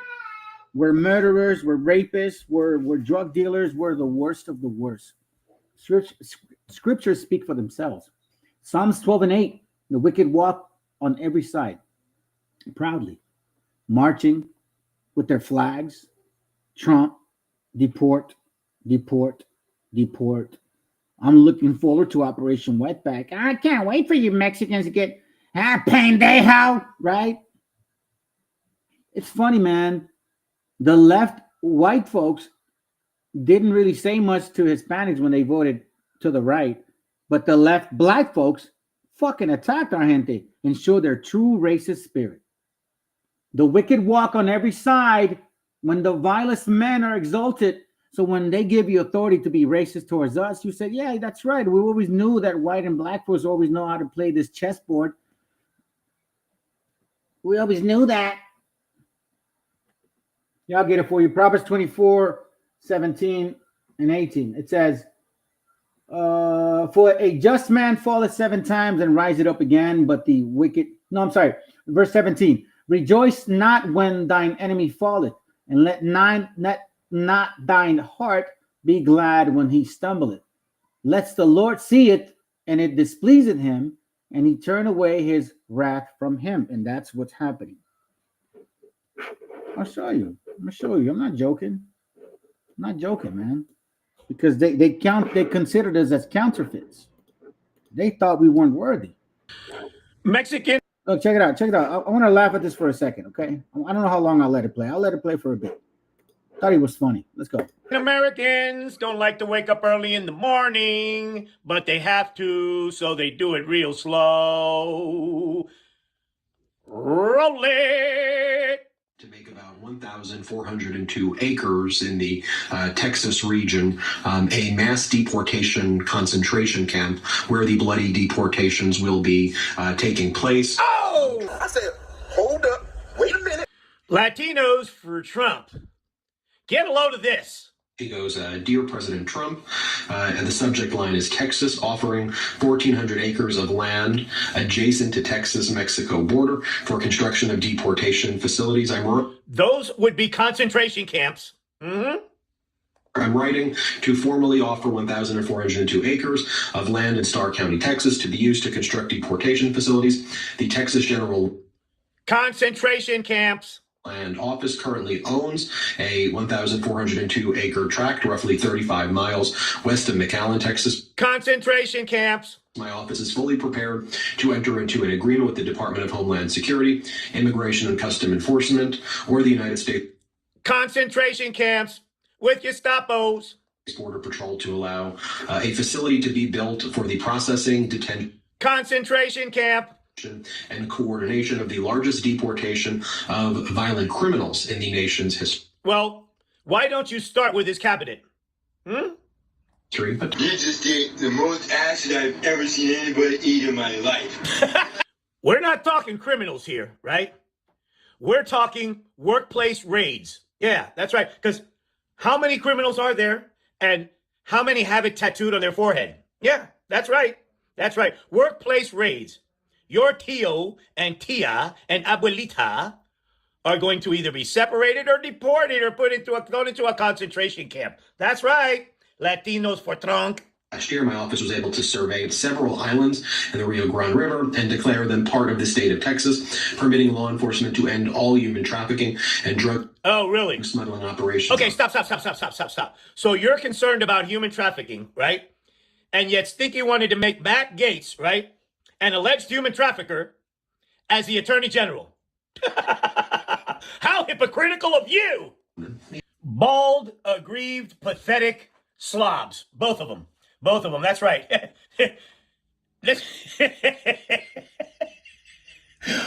Muttley's bald-headed brother. Continue. You know, Tom Homan, you got a very, very powerful weapon that the Democrats, when they're in power, use against Republican administrations, state and local, all the time.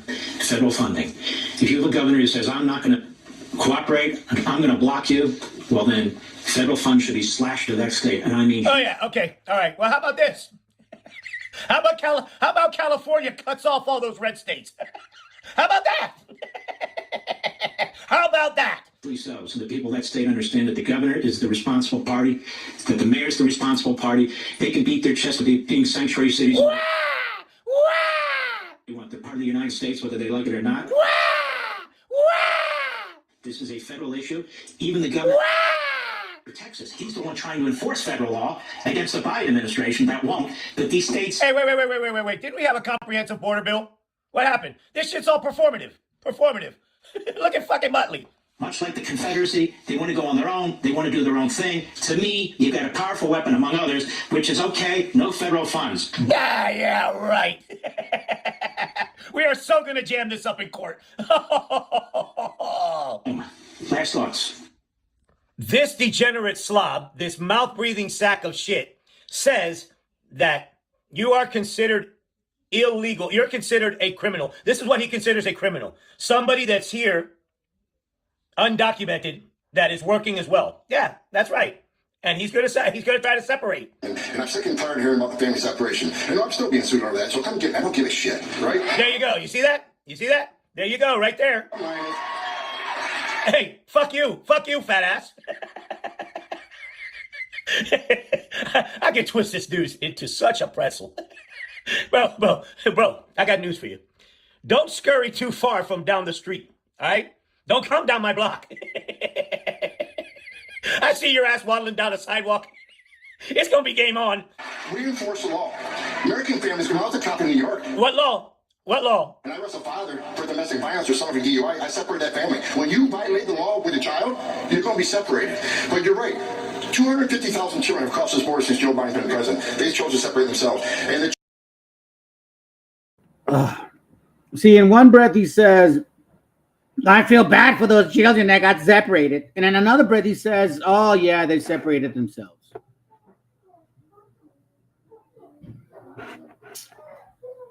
Well. Let me give you guys let's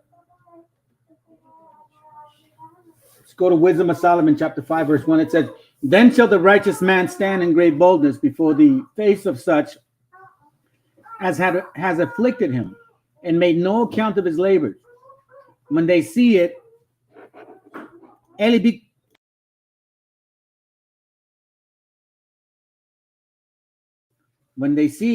they shall be troubled with terrible fear, and shall be amazed of the strangeness of his salvation, so far beyond all that they look for. And they, repenting and groaning for anguish of spirit, shall say within themselves, this was he, that paisa, that one that was doing the field work, the one that was serving me at the restaurant and shit, that was he, whom we had sometimes in derision, a proverb of reproach, that illegal alien.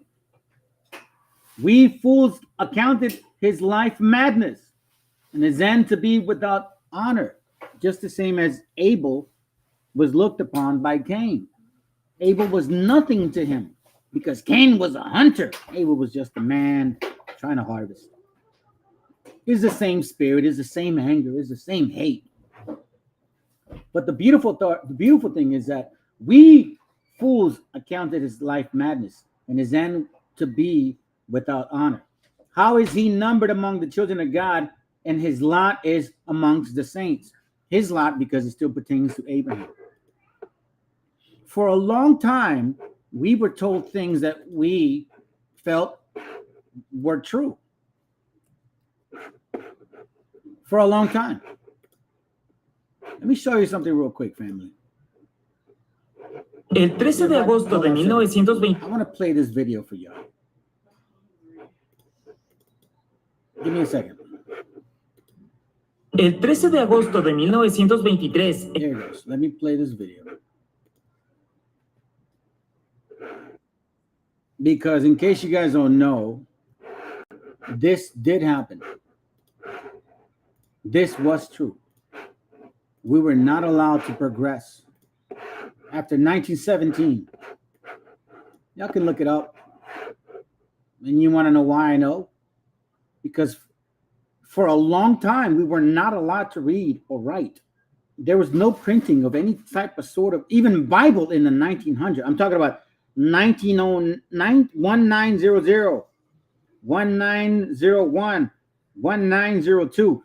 The Bible was not allowed to be printed in any language of ours, Spanish, dialect, or anything. So now let's listen to this. This is historical facts. Some people say it's myth. I don't believe it. I think these are facts. Because it shows now exactly what's going on. El 13 de agosto de 1923, en un antiguo edificio de la calle de Bucareli, en la Ciudad de México, fue firmado el Tratado de Bucareli entre los Estados Unidos y México durante el gobierno de Álvaro Obregón, que, según los rumores, fue clasificado como confidencial por un periodo de 100 años. Y si somos observadores, notaremos que es un plazo que ya terminó, por lo que ahora debería ser público y accesible para todos. Debido a su aparente secrecía, los tratados de Bucareli han dado paso a leyendas urbanas que tratan de explicar el atraso de México y su alta dependencia hacia los Estados Unidos. Algunos dicen que con el acuerdo se prohibía que los mexicanos desarrollaran su propia tecnología, maquinaria, aeronaves, vehículos y demás por un siglo. Otros aseguran que entregó los recursos petroleros del país a los extranjeros, y unos más dicen que solo son un mito político para distraer a las personas, no más real que la Llorona o la planchada. La página oficial del Gobierno de México dice al respecto del Tratado de Bucareli, curiosamente actualizada en el centenario de la supuesta firma, que en efecto existió y que a través de él se concedió reparar el daño provocado a todas las propiedades estadounidenses en México durante la Revolución, indemnizar a los ciudadanos de aquel país que resultaron afectados y, más importante, se acordó que las petroleras estadounidenses eran legalmente las dueñas del petróleo de México, ya que Porfirio Díaz se los entregó de manera constitucional. A cambio, el entonces presidente Álvaro Obregón sería reconocido como tal por los Estados Unidos, una autoridad que el tío Sam se adjudicó y que no le correspondía, pero que era necesaria si México quería seguir contando con el dinero y las inversiones estadounidenses. Lo que nadie dice es que este tratado está publicado en el Diario Oficial de la Federación desde el 26 de febrero de 1924 y cualquiera lo puede consultar, por lo que nunca fue ni confidencial, ni secreto, ni se trató de ocultar, ni tampoco indican ningún impedimento para que México desarrolle tecnología, sencillamente indica los pagos a las empresas estadounidenses y su pertenencia del petróleo mexicano. De todas maneras, el tratado careció de validez legal, porque nunca fue aprobado por los congresos de los dos países, convirtiéndose en un acuerdo de palabra que comprometía únicamente a Obregón, pero no a sus sucesores. El fin del tratado se dio en 1926, cuando Obregón había desalojado la silla y su puesto era ocupado por Plutarco Elías Calles, quien promulgó una nueva ley que cancelaba los permisos de las compañías petroleras estadounidenses. Por otro lado, hay quien no se puede explicar el desinterés del gobierno mexicano en desarrollar tecnología y el abandono a su suerte de los científicos nacionales, por lo que, para justificarlo, mencionan que, de seguro, hay un apartado de los tratados de Bucareli que nunca se dio a conocer y permaneció oculto durante los 100 años, pero, como mencioné antes, este plazo ya venció y no apareció ningún documento, descubriéndose que el tratado no fue más que un conejillo de indias para cubrir la incompetencia de las autoridades para fomentar el talento nacional. So they say. Listen, sometimes you have to really understand why things don't move the way they should move.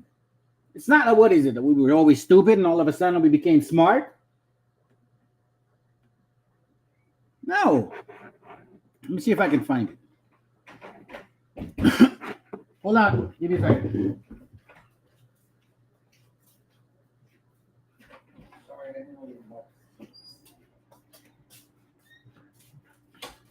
Let me look for this link here real quick. Let me see if I have it here. Hold on. Let's see. A second. Matter of fact, you know what? Let me just continue to go with my notes, because if I kind of get away from it, then all of a sudden I get lost. Let's go to 2 Ezra 15 and 10. All right. It says here, behold, my people is led as a flock to the slaughter. I will not suffer them now to dwell in the land of Egypt, but I will bring them with a mighty hand and stretched out arm and smite Egypt with plagues as before, and will destroy all the land thereof. Egypt shall mourn, the foundations of it shall be smitten with the plagues and punishment that God shall bring upon them. So this is, remember, it happened before. I mean, remember, this is in 2 Ezra. This is not Egypt, the old Egypt. It's a different Egypt. And it says, woe to the world and them that dwell therein. For the sword and their destruction draweth nigh, and one people shall stand up and fight against another, and the sword in their hands. For there shall be sedition among men, and invading one another. And they shall not regard their kings nor prince, and the course of their actions shall not stand in their power. Now, we've seen some actions over there in South Korea about the whole martial law. Now they're trying to get rid of that president. We're seeing chaos, not just in America. We're talking about everywhere. You see, when certain people brought this verse out, they're like, oh, it's America, it's happening here. You guys are so micro dumb. You just think it's just your little neighborhood. It's just America. It's just the 50 states. Man, it's beyond that shit. But sometimes those things that you call war gets in the way. A man shall desire to go into a city and shall not be able. For because of their pride, the cities shall be troubled, the houses shall be destroyed, and men shall be afraid. A man shall have no pity upon his neighbor, but shall destroy their houses with the sword and spoil their goods because of the lack of bread and for great tribulation. This is future tense. This is actually going to come about.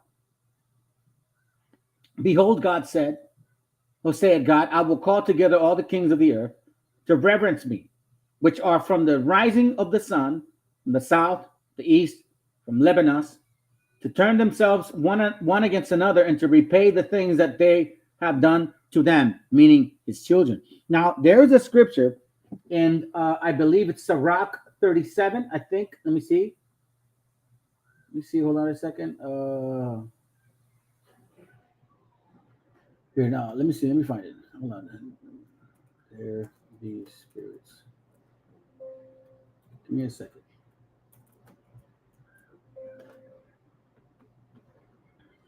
Sirach 39:28 says, there be spirits that are created for vengeance, which in their fury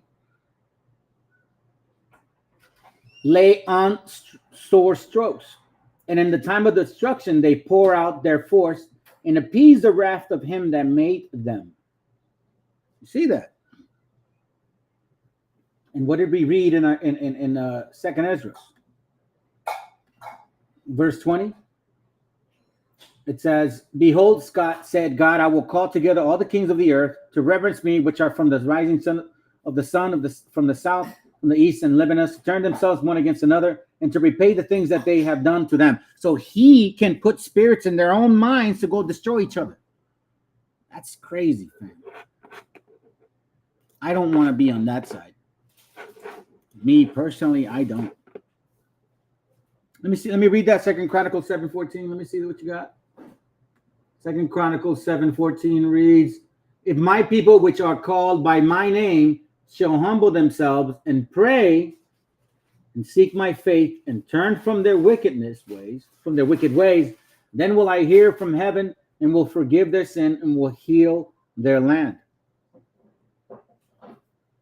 You know, the land concept is technically the physical land, but it's also like the spiritual land of ourselves. He will cleanse everything about us. Nah, they're stupid. Not at all, bro. Verse 21. Let me go back to Second Ezra real quick. I'll show you why. 15:21, it says, I will, where you at? Like as they do yet this day unto my chosen, so will I do also, and recompense in their bosom. Thus saith the Lord God. Listen, man, look how evil they are. I'll show you how evil they are. I mean, how far are you going to go? Seriously, man. I'm going to show you this real quick, and I'm going to play that video with Carelli because I think it's important for you guys to see. Okay? This is why they want to go this far. They're afraid of who you are.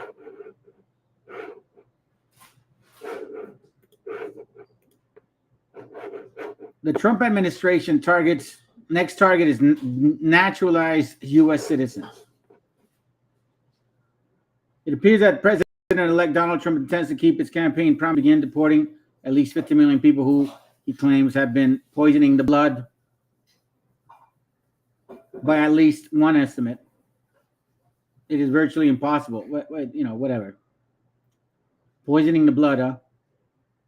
We're savages. Right? Elect Trump's campaign promise of mass deportations is beginning to take shape with the appointments of Kristi Noem to head the Department of Homeland Security and Tom Homan as border czar. Now the question is, what steps will the administration be willing to take on Trump's border and immigration policy? Joining me now is the Hill staff writer, Rafael Bernal. Rafael, thanks so much for joining us. My pleasure. So Trump recirculated a social media post suggesting that his administration would declare a national emergency and use the military to support his mass deportation promise. Break down here what that actually means. Well, we don't know what it means technically, but we do know it is his top campaign pledge to his base. If a lot of Americans voted for him for the economy, we know that his strongest supporters voted for him for this pledge of mass deportations, for managing.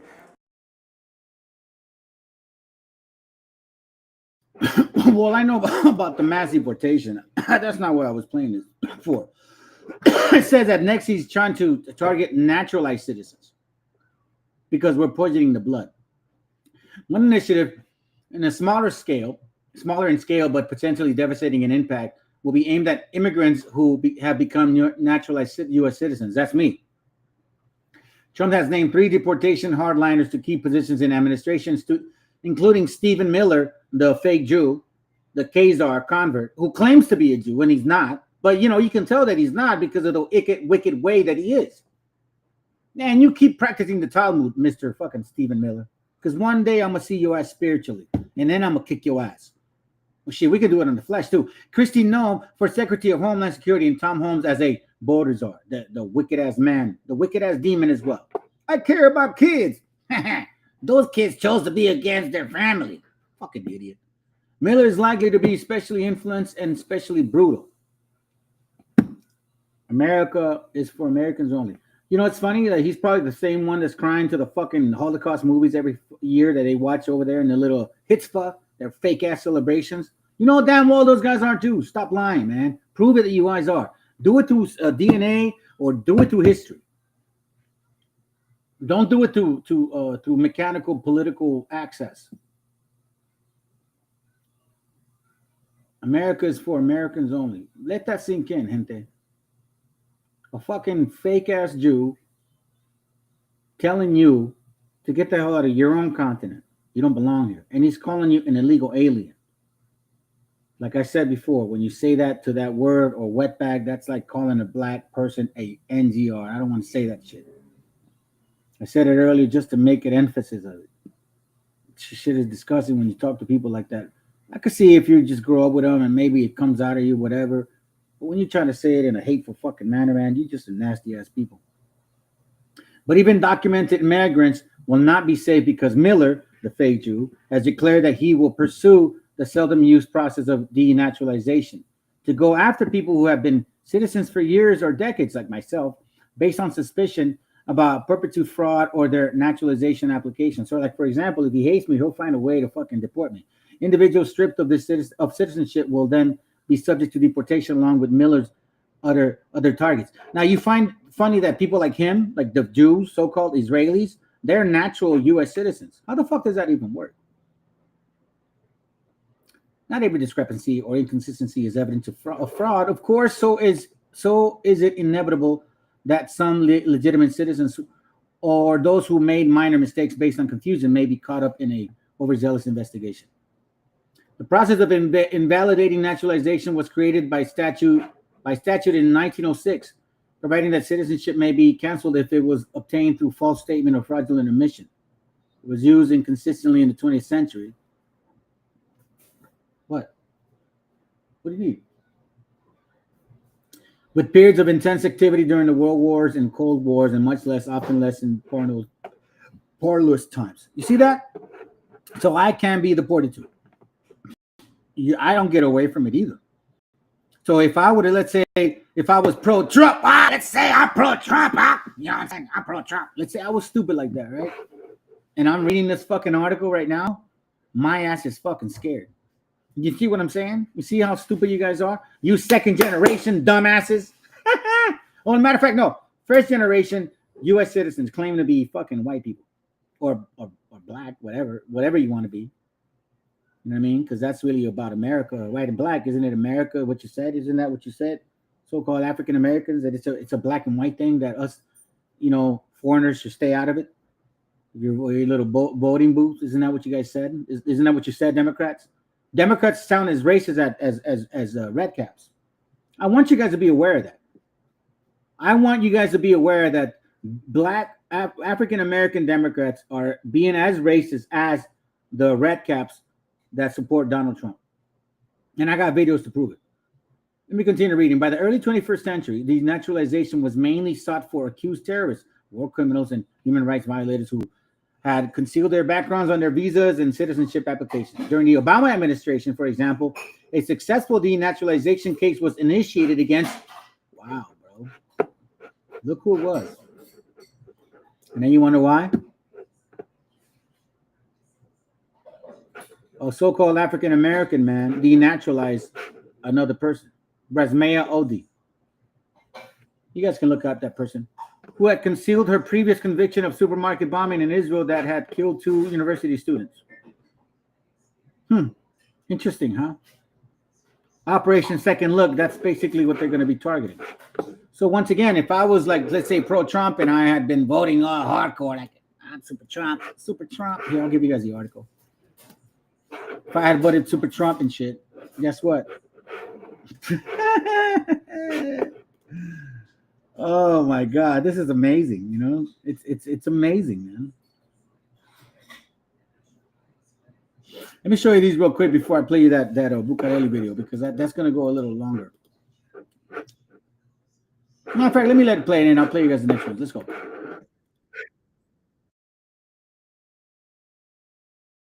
Los tratados de Bucareli y dijo: No hay vigente ningún tratado con esas características.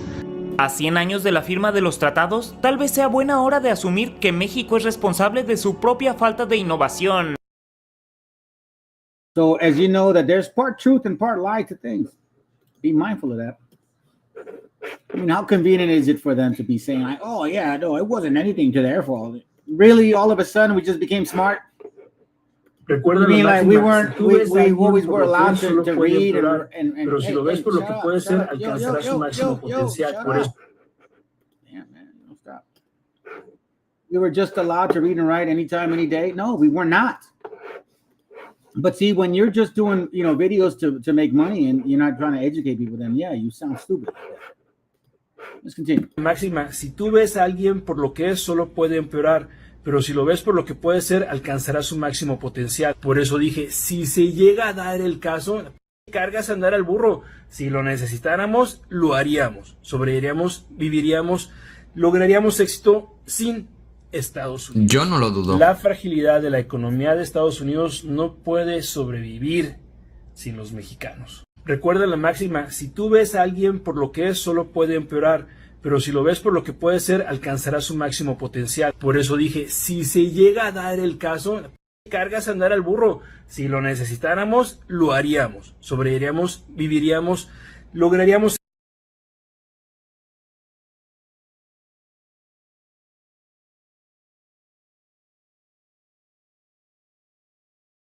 Ya escuchaste ese chisme de que Estados Unidos quiere invadir a México. Te voy a dar 3 motivos por los que esto no se puede. Sobre todo el último. 1. El único motivo por el que Estados Unidos se sale con la suya en su bullying internacional es porque se mete siempre con gente desconocida. Para la mentalidad de los humanos, esos países están muy lejos. Quién sabe cómo sean. Quizás sea cierto. No sé, está muy lejos para que me importe. ¿Está mal? Está súper mal, por supuesto.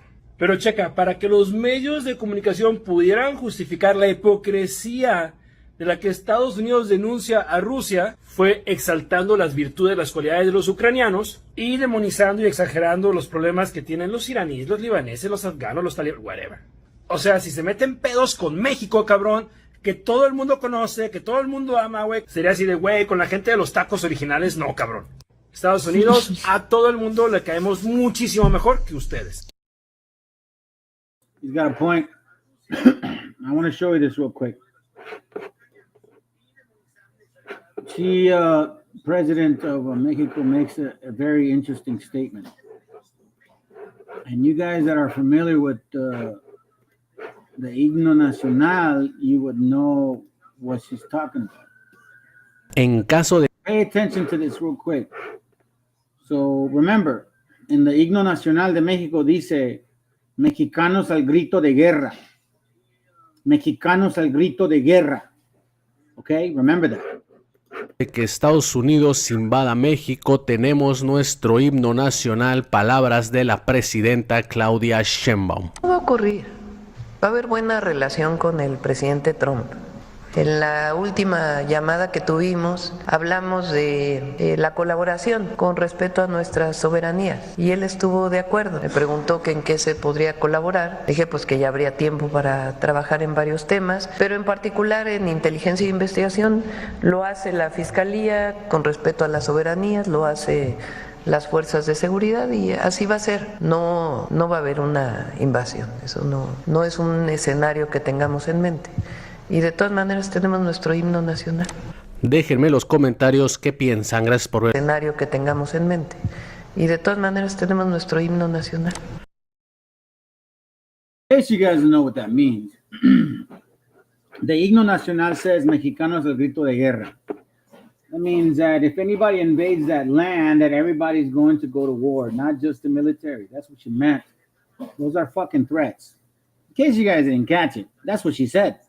You invade, we go to war, for lack of better words. But I don't know if if the people understood that or it emphasizes, but that's a really strong statement. Revelation 11:10 says, and they that dwell upon the earth shall rejoice over them, and shall make merry, and shall send gifts one to another, because these two prophets tormented them that dwelt on the earth. Now, I don't know if this is correct, but I find it so interesting to me. To me, it's very interesting that people from another realm, another section, have been attacked as much or as bad as we have. And you know, like I've said before, we're scattered, and I only focus on, you know, the church on this side, right? But at the same time, I don't want to exclude certain people. I think you need to pay more attention to what's going on. I'm not excluding anybody, and I don't preference any particular type. But when you fit the scripture and shit's going on, I'm like, wait a minute, hold on a second. You got to pay attention.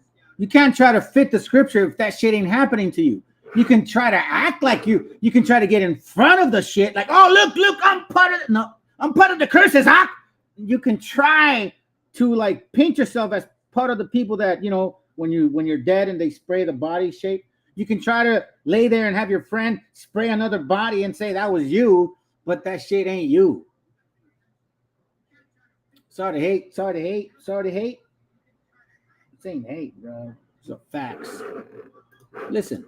Usted de alguna manera anticipó la victoria de Trump en los Estados Unidos. Listen to how this brother says that the way that they look at us, they look at certain people. And the way that they attack them is how they're attacking us. Wake up, my Hebrew brothers. Let's go. ¿Cuáles fueron las claves de esa victoria? Bueno, yo realmente las claves fueron dos. Una demográfica y otra la caída del modelo neoliberal global y que afectó sobre todo a Estados Unidos en su clase media. Y son los que se volcaron por Donald Trump. Los blancos, WASP, White Anglo-Saxon Protestant, que constituyen del 64 al 68% de la población. Entonces hay una revolución demográfica real porque los blancos saben que ya van a ser minoría en los próximos 20 años, donde el mayor segmento poblacional va a ser el mexicano. ¿Por qué pudo utilizar este tema del muro fronterizo o la continuación del muro fronterizo como lema de campaña? Bueno, porque eso, sin duda alguna, es que aquí hay dos visiones. La de los mexicanos, que obviamente es ignominioso la construcción de un muro, que la inicia Baby Bush, que eso se olvida. La tercera parte del muro ya fue construida. Les costó $3.500 millones y fue aprobado el muro por la entonces senadora por Nueva York llamada Hillary Clinton, ante las narices de Fox y Calderón. Lo que pasa es que ellos brincaron contra Trump porque ellos son instrumentos de George Soros en México. Eso no es ningún secreto. George Soros controla México. Era el vicepresidente, era el presidente oculto de nuestro país. Y obviamente esto se viene abajo. Entonces, el muro a nosotros nos ofende, pero ya está construido en la tercera parte, sobre todo en las zonas de mayor densidad poblacional de mexicanos. Si uno ve bien el border fence, que ellos lo sacan, ahí está la imagen. No se trata. Lo que pasa es que México está muy desinformado. Los ciudadanos no saben. ¿Le llama la atención de que el potencial construcción o finalización de ese muro haya sido asignado a una empresa israelí? Sí, bueno, a mí no me llama la atención porque están ligados a Netanyahu, una empresa estatal israelí, que es pero además son los especialistas en muros. Ahora, esto desde el punto de vista mercadológico de la ingeniería electorera, a Trump le benefició, a nosotros nos dañó, pero a Trump le benefició porque detectó el nicho electoral que es anti-NAFTA, anti-TLCAN, antimigratorio, porque son supremacistas, racistas, blancos, los que tienen el mayor número de armas per cápita del planeta, que son muy violentos, que eso no hay que olvidarlo, y que, pues naturalmente, ese fue y a ellos les fascina lo del NAFTA. Es decir, era un eslogan mercadológico, publicitario, para captar votos, y lo consiguió. Y nosotros no entendimos esa jugada en México. Bueno, con todo el respeto, pero yo me exceptúo. Pero ahí está el Senado de la República, poniéndose camisetas pro Hillary. Lo único que están haciendo, y lo digo con mucha responsabilidad, es que están alebrestando a estos racistas. And what was Hillary saying in that earlier video? Okay, you guys saw this, right? You see, this is why you need to be mindful. This is why it's important to pay attention. This video just resurfaced, and it's making the Democrats feel uncomfortable. This is what It's just Hillary said here. She said this. And you cannot lie. And they're wearing the shirt. Video just resurfaced, and it's making the Democrats feel uncomfortable. It's just a puppet show. I think we got to have tough conditions. Tell people to come out of the shadows. If they've committed a crime, deport them. No questions asked. They're gone. If they've been working and are law-abiding, we should say, here are the conditions for you staying. You have to pay a stiff fine because you came here illegally. You have to pay back taxes, and you have to try to learn English, and you have to wait in line. This video just resurfaced, and it's making the Democrats feel uncomfortable. It's just a puppet show. I think we got to have tough conditions. Tell people to come out of the shadows. If they've committed a crime, deport them. No. It's all casual, huh? How casual. But you have these same idiots, same supporters of this so-called blue cap over here, pushing for Hillary. You see, family? See what I mean? Lo único que están haciendo, y lo digo con mucha responsabilidad, es que están alebrestando a estos racistas, supremacistas blancos de Estados Unidos, y se puede venir un backlash, donde podemos ver a mexicanos perseguidos. E incluso esta Mariana Gómez del Campo, que es prima del presidente, del que fue presidente Calderón, yo si fuera ella no iría a Estados Unidos. Hay mucha violencia en estos momentos en Estados Unidos. Es un país fracturado, eso es real. Es un país dividido, es un país que vive una guerra larvada, una guerra civil larvada que no se atreve a decir su nombre. Pero entonces cada vez más la realidad estadounidense-mexicana se parece más a la israelí-palestina. Totalmente. Y aquí hay que ver los escritos de Netanyahu, 20 años atrás. Yo recuerdo una ocasión cuando llegó a Dallas Netanyahu, algunos sectores de judíos o israelíes, yo no uso la palabra judío porque no sé qué quiera decir, porque se yuxtapone con tres definiciones: la religiosa, la étnica y la ciudadana. Entonces yo ya me perdí. Entonces yo ya uso lo israelí. Incluso cuando dicen antisemita, bueno, ok, para que exista un antisemita se requiere la existencia de un semita. Yo soy semita, por ejemplo. Yo soy 4 veces semita. 4 veces. ¿Cómo sería eso? Étnico, lingüístico, religioso y cultural. ¿Usted de ascendencia libanesa? Y bueno, soy de origen libanés y me enorgullezco. Pero también sé que es una minoría y cómo sufrimos las minorías en el Medio Oriente. Yo lo he vivido. Entonces, Netanyahu hay que seguirlo. Y hoy más que nunca porque es uno de los grandes vencedores con Netanyahu, con Trump. Incluso Sheldon Adelson, que es el jefe de la mafia de los casinos en Estados Unidos, que es un criminal sionista, lo digo abiertamente, él apoyó a Trump y es íntimo de Netanyahu. Entonces, cuando llegó Netanyahu a Dallas, Texas, que había un grupo de judíos o israelíes, no sé cómo se diga ya eso, le decían, oye, ¿por qué persigues tanto a los palestinos? Y les dice, los palestinos son para nosotros los israelíes lo que los mexicanos son para ustedes en Estados Unidos. Entonces yo veo la palestinización de los mexicanos en Estados Unidos. That's why I was reading Revelation 11 and 10, talked about the two prophets. Why do they hate both of us so much like that? You know, the so-called fake Jew. Or the so-called Jew, convert Khazar, I should say it that way. Let me get that. Psalms 9 and 16 says, the Lord is known by the judgment which he executed. The wicked is snared in the work of his own hand. Higaim Salah. Very good scripture, bro. That shit is true. Let's continue. Con todos los componentes. ¿Cómo? Con todos los componentes, porque primero Estados Unidos le roba el territorio a México, después le termina de construir un muro, después los ataques xenófobos y racistas por un componente étnico y religioso también. ¿Qué falta? Bueno, falta el último capítulo. Vamos a empezar a ver, hay que tenerlo en el escenario, una gran discriminación sobre los mexicanos. Eso a mí me queda muy claro.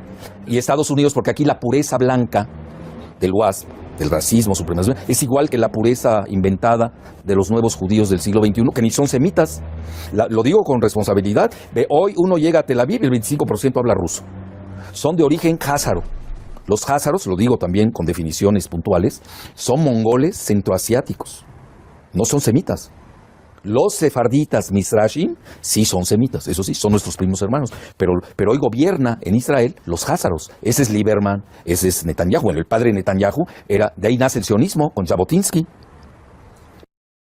¿De qué manera puede afectar esto en la actualidad política mexicana? Pues México es el gran perdedor, me duele decirlo, porque Trump es antiglobalización.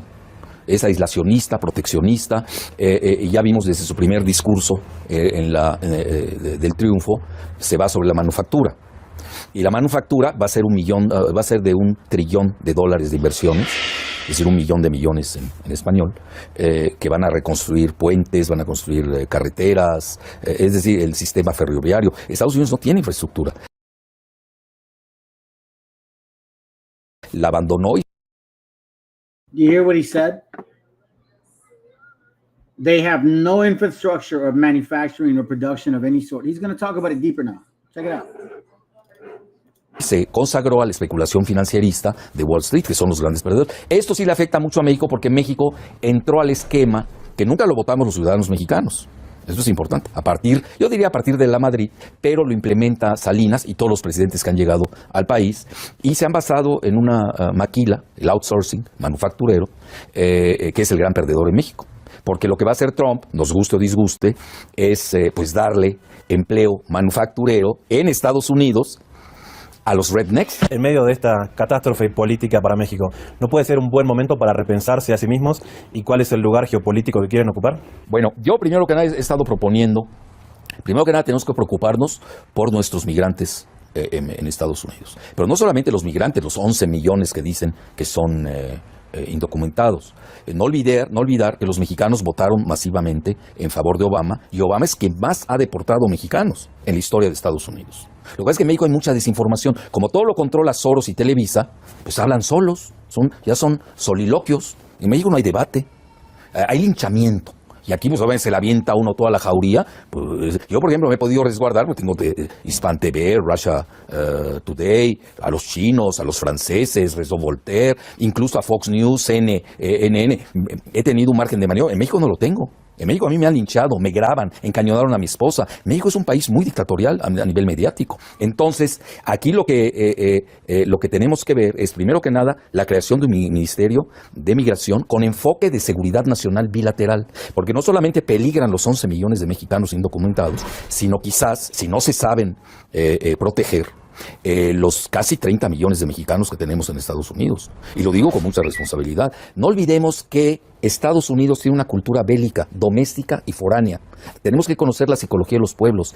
El supremacista blanco que sigue a Trump venera la segunda enmienda de la Constitución de Estados Unidos, que es el porte de armas. Por eso el National Rifle Association, o la Asociación Nacional del Rifle, es todopoderosa, sobre todo en el Partido Republicano, y más con Trump. Se respaldan en eso. Entonces se respaldan en eso, y además tienen la cultura bélica. El pobre mexicano no tiene cultura balística, y además cada redneck trae 2, 3 ametralladoras.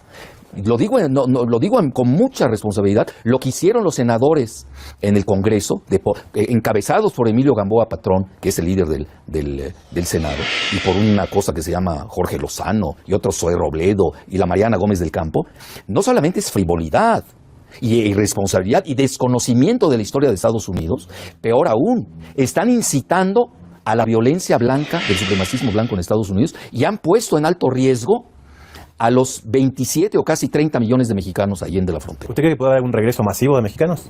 Mira, yo tengo que tener en el radar todos los escenarios. Ya vi Netanyahu cómo opera, y así va a operar Trump. No hay que hacerse ilusiones, ¿eh? ¿Qué hemos visto en Palestina desde 1948?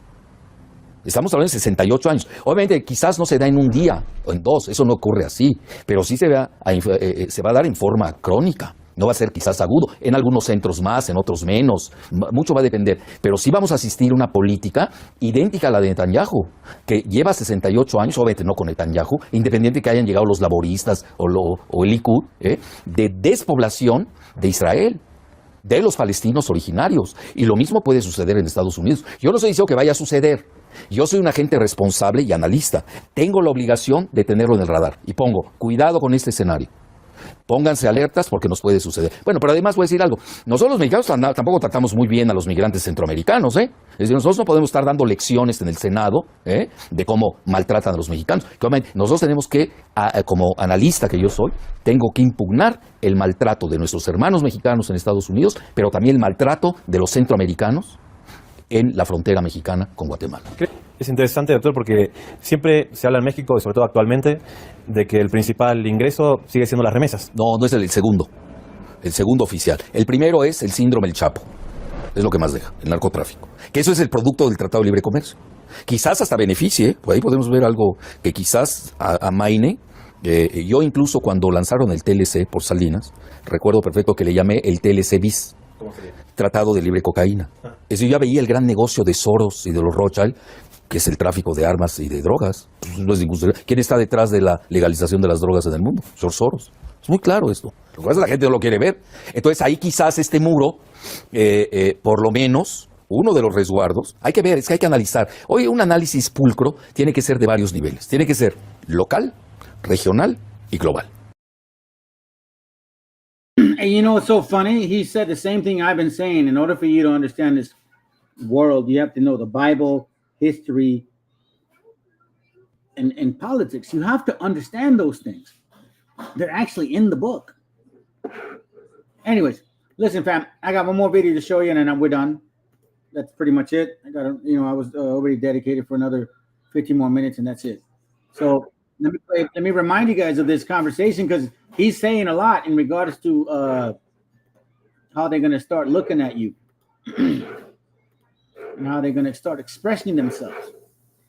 Very similar to how they express themselves with the brethren in Palestine. Listen. This interview is going to make you feel like you're going back in time. Well, let's go.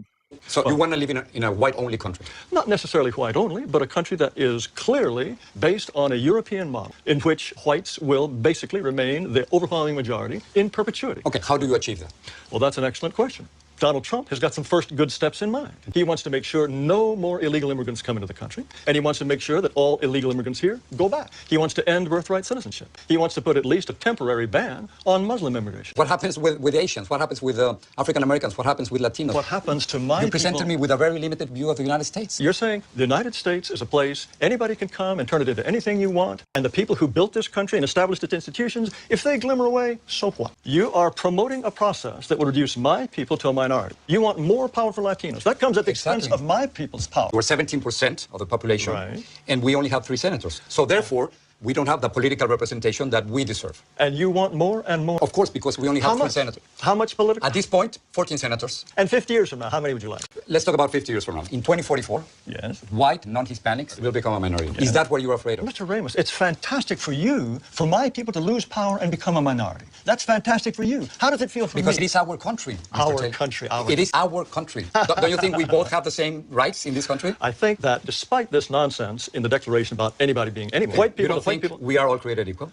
No. What you want to do is change this country into an entire nation in which white people become refugees in their own land, so if your vision comes through. You don't want to live alongside Mexicans? Now, why is it wrong for me not to want my neighborhood to change? If my neighborhood is European, if my neighborhood they don't keep chickens in the backyard that crow at 3 in the morning. What are you talking about? That's a complete stereotype. That's a complete stereotype. Yes, and stereotypes are all true. It's a racist stereotype what you're saying. Oh, racist! Give me a break. No. What are you going to do with the thousands of Muslims?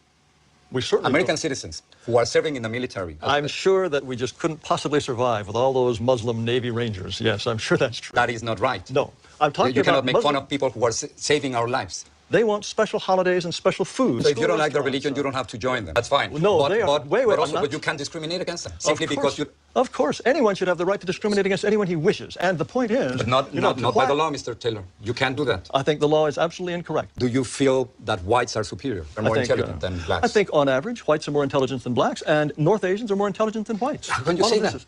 How can you think otherwise? Mr. Taylor, what evidence would you have to think that a pygmy is, on average, is just as intelligent as a Dane? Why would you think that? It's completely consistent with the assumption that black Africans are less intelligent on average than Asians or Caucasians. That's absurd. That's repugnant and absurd. Why would you even entertain the possibility that on average a pygmy is as intelligent as a Japanese? The comparison that you are trying to make, it is simply impossible because of historical circumstances, because economic conditions, because of the moment. We have to be willing to say to all those who are non-European, we wish you well, but this territory is for us. And sorry, we have the right to be us, and only we can be us. Our tribal ape instincts still continue to have an influence on how we exist in society when it comes to our... So check it out, family. I want to remind you of how you see what I'm saying, and I love the fact, and that's why in my channel I don't lie. I never lied.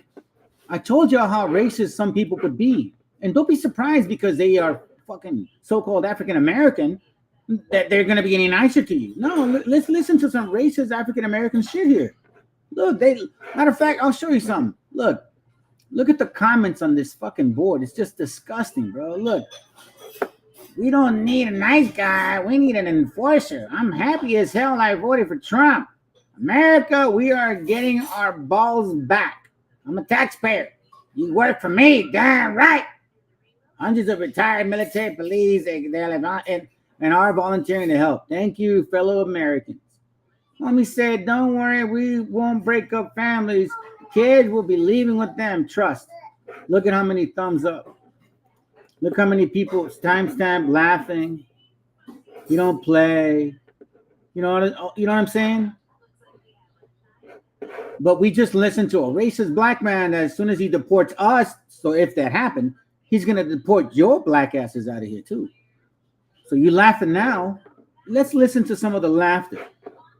Because I can't wait for you to be deported. Because when I'm in Mexico chilling in my hometown and shit, man, I'm going to be like, what land of Africa are you going to be sent to?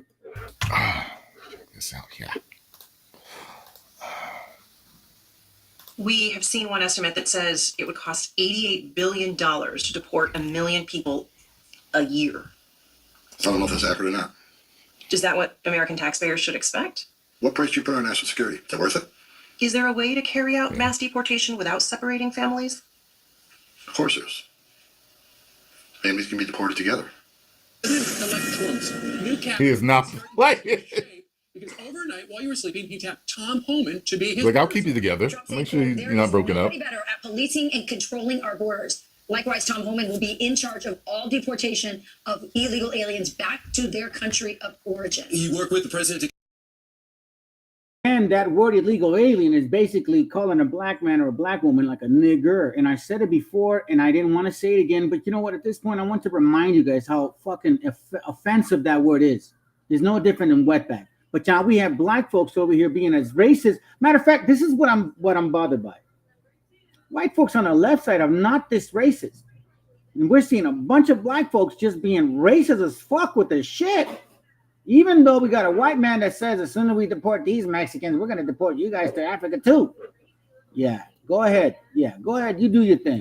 Come up with this job description, so let's hear from him. In his first interview after the major announcement, incoming border czar, Tom Homan. Tom, congratulations to you. It's bad for us. First major interview. What went into the decision and the position?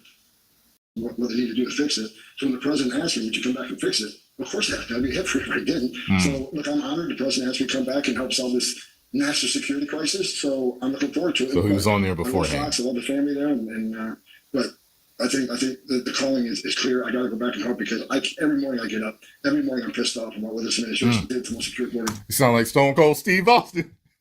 Every morning I get up, I'm pissed off. Lifetime. So I can do what I can to fix it. I wish somebody in Democratic leadership would say that out loud. Look, you want to know why there's 50,000 people in detention?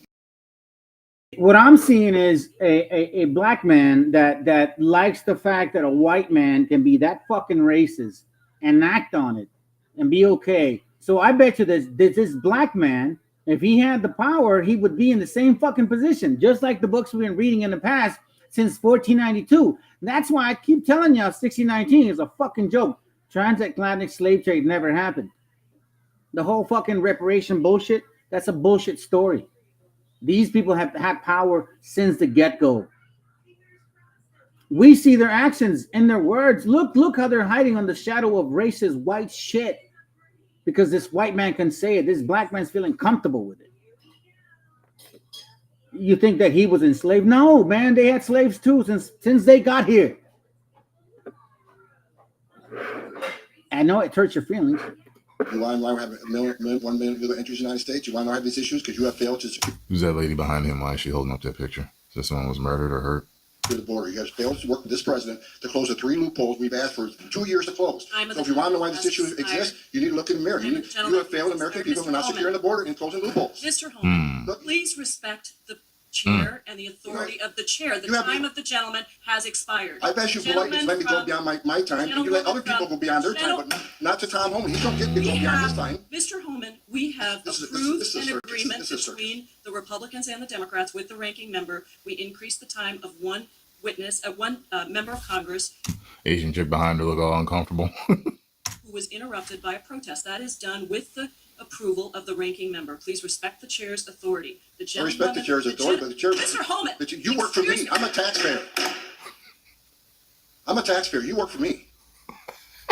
The witness will suspend. Hey. I'm a taxpayer. Who's the dude sitting next to him with the brush top? I'm a taxpayer.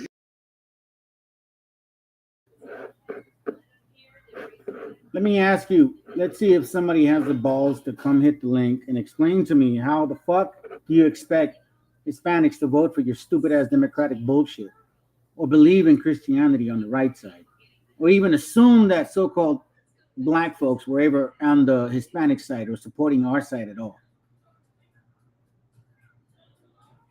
Somebody explain that to me. Any Christian, BHI, or whoever wants to support this shit. This is like Fopi shit right here. I bet you Fopi voted for Trump. I bet you Fopi voted for Trump all day, every day, bro. My channel has never stopped telling the truth that since these people got here, they both enjoyed slavery. So don't be surprised as to why they laugh at this shit like it's no big fucking joke. And then in the same breath, they want to ask for reparations. Let's reflect on what this gentleman over here is saying on the left side. Let's go back a little bit because apparently he ain't paying attention. Matter of fact, you know what? Let me play it and I'm going to find you a better one too. The things that interest us. It's the knowledge that we have. It's what we can bring to society that is not our amount of melanin or what's underneath our clothing. This regressive mindset is destroying people. It's not allowing them to experience life to its fullest, and it's keeping them hating one another for things that cannot be changed about themselves. So this is one of those instances where I'm going to be intolerant. I am intolerant to intolerance. And I hope y'all are too. It is for sure unfortunate that we have to give such people platforms to come and spew these racist or discriminatory comments about people, and they don't have to take accountability for it, especially as a white person, because tell me why this man is talking about how black people are literally dumb and docile. Like, we don't have any sense, you know. It's them that are on top of the chain, then Asians and then African people, like, yeah, these black people don't have any sense that they can never be better than us. And then you look into their countries of the West and you see that it's our ancestors, the African blood. And you person, attacked, we are too scared, but they have like majority senators. So therefore, we don't have the political representation that we deserve. And you want more and more? Of course, because we only have 3 senators. How much political? At this point, 14 senators. And 50 years from now, how many would you like? Let's talk about 50 years from now. In 2044, yes, white, non-Hispanics will become a minority. Yes. Is that what you're afraid of? Mr. Ramos, it's fantastic for you, for my people to lose power and become a minority. That's fantastic for you. How does it feel for me? Because it is our country, Mr. Taylor. Country. It is our country. Don't you think we both have the same rights in this country? I think that despite this nonsense in the Declaration about anybody being anyone, white people, you don't think we are all created equal? No. What you want to do is change this country into an entire nation in which white people will become refugees in their own land. So if your vision comes through. You don't want to live alongside Mexicans. Now, why is it wrong for me not to want my neighborhood to change? If my neighborhood is European, if my neighborhood they don't keep chickens in the backyard that crow at 3 in the morning. What are you talking about? That's a complete stereotype. That's a complete stereotype. Yes, and stereotypes are all true. It's a racist stereotype what you're saying. Oh, racist! Give me a break. No. What are you going to do with the thousands of Muslims We certainly American don't. citizens who are serving in the military. I'm sure that we just couldn't possibly survive with all those Muslim Navy Rangers. Yes, I'm sure that's true. That is not right. No, I'm talking You about cannot make Muslim... fun of people who are saving our lives. They want special holidays and special food. So if you don't like their religion, you don't have to join them. That's fine. No, they are. Wait, But you can't discriminate against them simply because you. Of course, anyone should have the right to discriminate against anyone he wishes. And the point is, But not by the law, Mr. Taylor. You can't do that. I think the law is absolutely incorrect. Do you feel that whites are superior? They're more intelligent than blacks? I think, on average, whites are more intelligent than blacks, and North Asians are more intelligent than whites. Okay, so since let's take this logic, because apparently these black folks that support these white people here, they you know, like they're laughing at us, like, you know what I'm saying? Like, so I should take this logic that you're just a fucking dumbass because you're black, because you believe the white people, and look how you suck up on their nutsack. Yo, this dude is no nonsense. Yo. I got another message. He said you're going home. Mexico. Uh-oh. You smuggled enough fentanyl across this country to kill 148,000 young Americans. You have killed more Americans than every terrorist organization in the world combined. Whoa. And that's when President Trump gets back in office. He's going to designate you a terrorist organization, and he's going to wipe you off the face of the earth. You're done. You're done. Whoa. You're not an amateur. You've been doing this. Yo, this dude. Big cop. Also, People would vote for him. If he ran for president, people would vote for him. You see that? So he means he would vote for him. So let me remind you, Mr. Black Man, you will get deported back to Africa too. Okay, just I want you to know that, because you know what I'm saying. You think it's cool. So let's ride with your logic. Let's ride with their logic. Let's use the white man logic and the black man logic, and let's connect it together, and let's see who enjoys the deportation. Because guess what? We're skipping a hop. You're a fucking 3,000 miles away. Enjoy the fucking boat ride back. How can you say that? How can you think otherwise? Mr. Taylor, why evidence would you have to think that a pygmy is, on average, is just as intelligent as a Dane? Why would you think that? It's completely consistent with the assumption that black Africans are less intelligent on average than Asians or Caucasians. That's absurd. That's repugnant and absurd. Why would you even entertain the possibility that on average a pygmy is as intelligent as a Japanese? The comparison that you are trying to make, it is simply impossible because of historical circumstances, because economic conditions, because of the moment. We have to be willing to say to all those who are non-European, we wish you well, but this territory is for us. And sorry, we have the right to be us, and only we can be us. Our tribal ape instincts still continue to have an influence on how we exist in society when it comes to our skin color and what happens to be between our legs. But that's not what makes us us. What makes each person themselves is what makes them themselves. Kind of reductive, right? It's the things that we enjoy doing. It's the things that... Yeah, well, he's going to say that shit. He's probably Christian, too, and celebrates Christmas December 25th on Nimrod Day. So, you know, I don't got time for that. But anyways, family, look, I appreciate you guys watching through. And I'm sorry if I'm sometimes harsh, but I like to speak facts because I think it's just fucking fucked up and wrong that people can get away with stupid shit and they think it's okay. Now, all of a sudden, the white man continues to be racist. Now you're going to, like, coattail his ass to be racist, too. And just because you have some skin tone on your ass, you're going to get away with it. Not in this fucking channel, you ain't.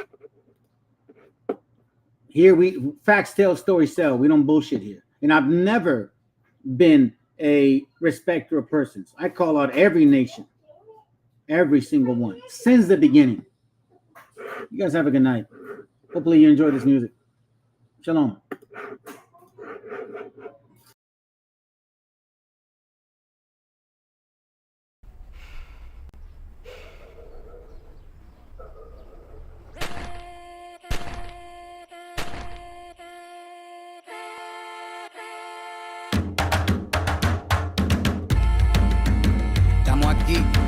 Oye, que estamos aquí. Mírame, estamos aquí. Desde hace rato, cuando ustedes llegaron, ya estaban las huellas de nuestros zapatos. Se robaron hasta la comida de gato y todavía se están lamiendo el plato. Bien encabronados con estos ingratos. Hoy le doy duro a los tambores hasta que me acusen de maltrato. Si no entiendes el dato, pues te lo tiro en cumbia, bossa nova, tango o vallenato. A lo Calaboy y Bambú, bien frontú, con sangre caliente como Timbuktu. Estamos dentro del menú, Tupac, se llama Tupac, por Tupac Amaru del Perú. América no es solo USA, papá, esto es desde Tierra del Fuego hasta Canadá. Hay que ser bien bruto, bien hueco, es como decir que África es solo Marruecos. Estos canallas se les olvidó que el calendario que usan se lo inventaron los mayas con la Valdivia precolombina. Desde hace tiempo, este continente camina, pero ni con toda la marina pueden sacar de la vitrina la peste campesina. Esto va para el capataz de la empresa. El machete no es solo para cortar caña, también es para cortar cabeza. Aquí estamos, siempre estamos, no nos fuimos, no nos vamos. Aquí estamos pa' que te recuerdes. Si quieres mi machete te muerde. Aquí estamos, siempre estamos, no nos fuimos, no nos vamos. Aquí estamos pa' que te recuerdes. Si quieres mi machete te muerde. Si quieres mi machete te muerde. Si quieres mi machete te muerde. Si quieres mi machete te muerde. Te muerde, te muerde.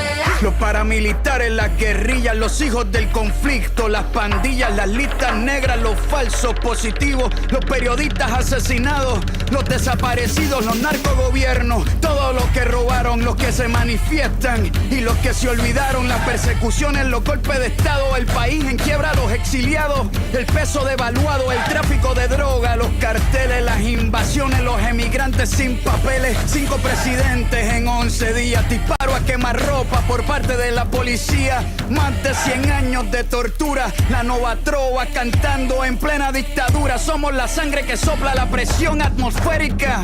Gambino, mi hermano, esto sí es América.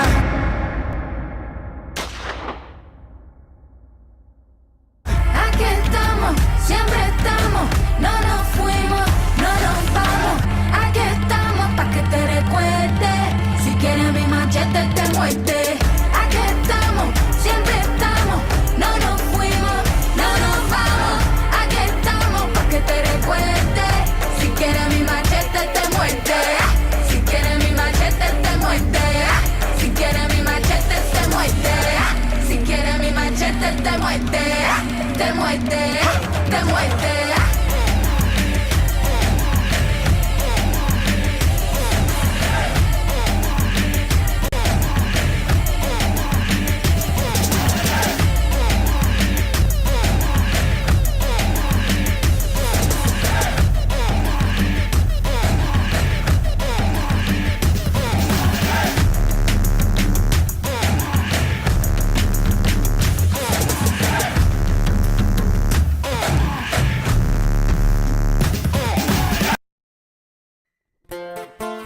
Mi gente, por ahí andan las noticias que según quieren deportar a toda la raza trabajadora y les hicimos este corrido, compa Kevin. Para que le pongan oído dice más o menos así, compadre. Años tengo trabajando de este lado, buscando el mentado sueño americano. Los gringos aquí ya no nos quieren, que según les estorbamos.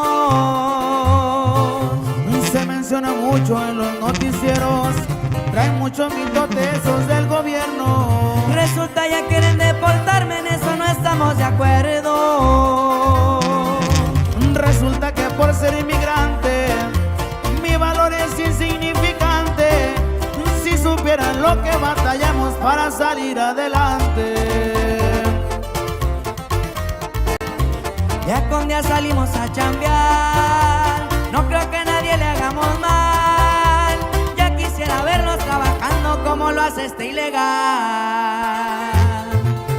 ¿Y qué culpa tenemos nosotros los inmigrantes por querer buscar nuestros sueños?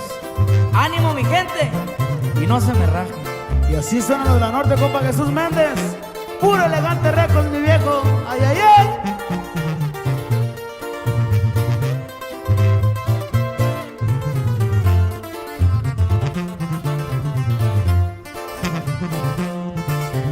Unos días no duermo y otros como mal, pa' que a mi familia nada le pueda faltar. Se murió mi madre y a mi padre, espero volverlo a mirar.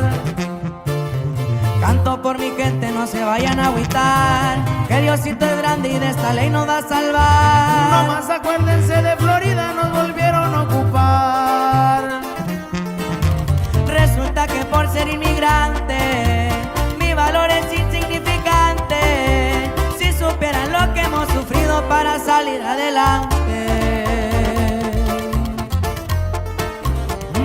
ya salimos a chambear.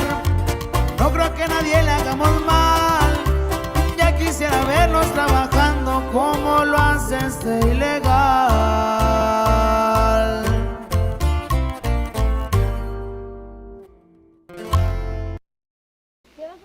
Vénganse, vénganse, ándale. Ándale. Eso, corran los chapulines, hijos de la madre.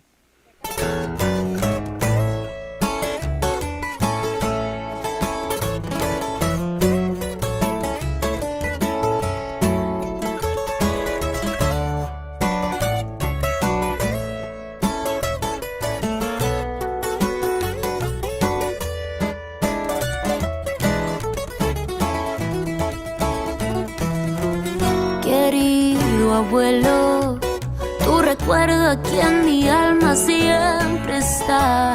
Daría todo por sentirte y abrazarte una vez más.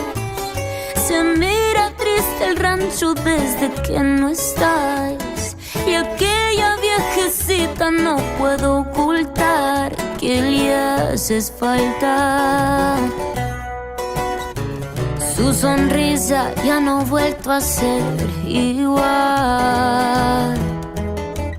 Querido abuelo, tus sombreros siguen en el mismo lugar, y aquellas tierras necesitan que las vuelvas a sembrar. Lo que te conté de niña hoy es realidad. Desde arriba yo sé que de mi orgulloso estás. Quiero que sepas que es un honor tu sangre representar. Tú siempre decías, persigue tus sueños, cuentas con mi apoyo de acá desde lejos, que para vernos ya habrá más tiempo, pero no fue así, ya no hubo más tiempo. Y cómo olvidar cuando los visitaba, el olor del campo todas las mañanas. No me importaba dormir en el suelo, yo era millonaria, no más con tenerlos, no más con tenerlos.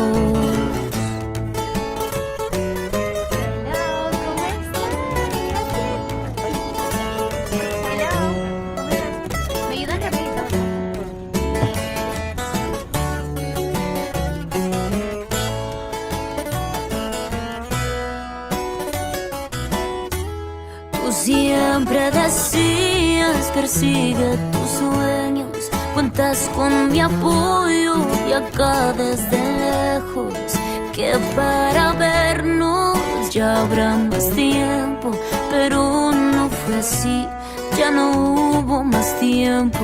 Y cómo olvidar cuando los visitaba, el olor del campo todas las mañanas. No me importaba dormir en el suelo, yo era millonaria, no más con tenerlos, no más con tenerlos.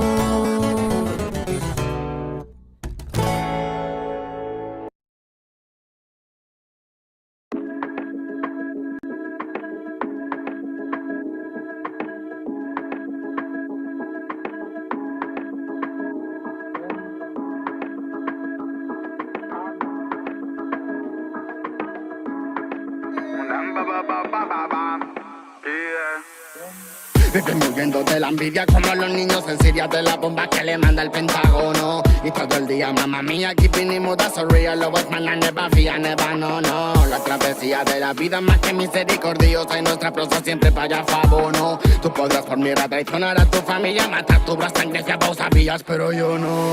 Familia, familia, es el que está a la mínimo. Familia, familia, comparte almas cristalinas. Familia, familia, Rastafarian familia. Familia, familia, Magna White son familia, ya no maniga. هوا ديالي شو من حالي وشو من حالي، هاللي بالك ربي كبير وربي عالي، واللي جاي الدنيا يوم وبعض سالي ربي يقبلي ولا دراري خواجالي شو بحالي شو بحالي هني بالك ربي كبير وربي هالي هو اللي جاي الدنيا يوم وبعض سالي ربي يقبلي ولا دراري un sueño donde no había amor se perdía el color de una flor se marchaba lentamente con el sol en el horizonte pude hacer algo para calmar mi dolor y es por eso que le pongo flow viviendo alto siempre burro cubimba y es que todo por la familia burro cubimba y es por eso vengo a bendecir burro cubimba y es que todo por la familia burro cubimba y es por eso vengo a bendecir Familia, es el que está a la mínimo. Familia, comparte almas cristalinas. Familia, Rasta Giant familia, Magna White son familia, ya no maniga. Magna super escalón, subiendo a nuevo escalón. Metallic in the salon, esquivo like Sil Stallone. Esos tics van del palo, pero bitch no rascan balón. Aunque me enrollo nada, cáñamo, nunca me paro. Aunque van tras de mí, no se pueden medir. Buscan el elixir, está metalizado. Y es que yo soy así, no van a descubrir sexy flow y skill con este descaro. Si familia necesita de ti, fíjalo. Por un connection Antarctic Field, dígalo. A mi nadiferia de París, día yo. Los magnetes han llegado, están aquí, víalo. Para soportar el dolor como no imaginas. Es la vida en ámbar. Aunque creas que no puedes tú solo con la movida. Yo llevaré tus bambas. Familia, fighting the hate and the media. Familia, it's original, man. Familia, fighting the hate and the media. Familia, yo soy un rocket, ellos abrilia. Con los míos siempre se lo baila. Menea, melena, remueve la vaina. Aunque agarre fuerte el teto para que no se caiga. Son los magna de Boss Final. Con los míos siempre se lo baila. Menea, melena, remueve la vaina. Aunque agarre fuerte el teto para que no se caiga. Son los magna de Boss Final. De para millas sin mirar y sin mirar sin asimilar que es la puta herida de tu vida hurgo. Los manas te la chatarrilla hacen pa' pillar piltrafillas. De no nos pilla y se va con la furgo. Te hará falta una pedicura y una cura si se apura. Quizás llega la locura de mi turbo. Dale vueltas a la partícula, deja ya la mandíbula quieta que sola llega a Luxemburgo. Niño, prepara la compota que la pera pasa. Pero vinimos a mejorarla. Pa' hablar por mi familia y tengo autoridad. Saben que no puedo cagarla. Si pones ritmo y los manos les toda cuatro patas. ¿Quieres esa vaina? Va a probarla. Estoy aquí en el party donde se gata. Guata, que el guatan alma. Vivimos muriendo de la envidia como los niños en Siria de la bomba que le manda el Pentágono. Y todo el día, mamá mía, keeping it mood, so real. Lo es mana, never fía, never, no. La travesía de la vida más que misericordiosa. Y nuestra prosa siempre para fabono. Tú podrás por mierda traicionar a tu familia, matar tu bro, sangre, fiabra, sabías, pero yo no. Familia, es el que está a la mínimo. Familia, comparte almas cristalinas. Familia, Rasta Giant familia, Magna White son familia, ya no maniga. Bombo cry, sing it, cross the line on them. Warrior, vengo con los míos, Magna Gate, fire them. Bombo cry, sing it, cross the line on them. Warrior, vengo con los manas y saqué, fire them. I gotta stop, shut up on the microphone ballad. And let's smoke the marijuana, psycho Buddha bombo clap. Bang in the street, fire burn it, fill it with. Rasta man, I want Illuminati, play the kill. Stop, shut up on the microphone ballad. And let's smoke the marijuana, psycho Buddha bombo clap. Bang in the street, fire burn it, fill it with. Key Cray is a king, Magna sting. Nobody, no kill them. In a creepy style. Chale, no fire them. It's a Rasta ganja. Nobody, no kill them. It's a crispy style. Tally, the fire cream. It's a Rasta ganja. Familia, Rasta chai is familia. Key Cray is familia. Familia, you nego is familia. Familia, familia, Zico, Key Magneto, familia. Familia, familia, es el que está a la mínima.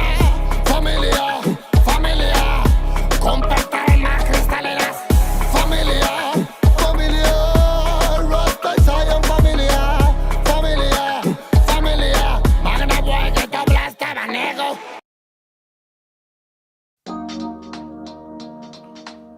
Yeah, man. Oh, respect and love from the world, nigga. Show them. You nigga on a microphone. Can't vaya si te number 15. Rock, yo en el estudio. Bomba, claro. ¿De qué manera sufre el alma cuando alguien se va? No hay medicina que cure esa larga enfermedad. La vitamina de la vida en esta sociedad es tan divina que por nombre tiene libertad. Libérate de la mentira que está por llegar. Mide tu orgullo antes de empezar a hablar. Cierra la puerta a quien no merezca entrar, porque hay mucho que se fue y sueña con regresar.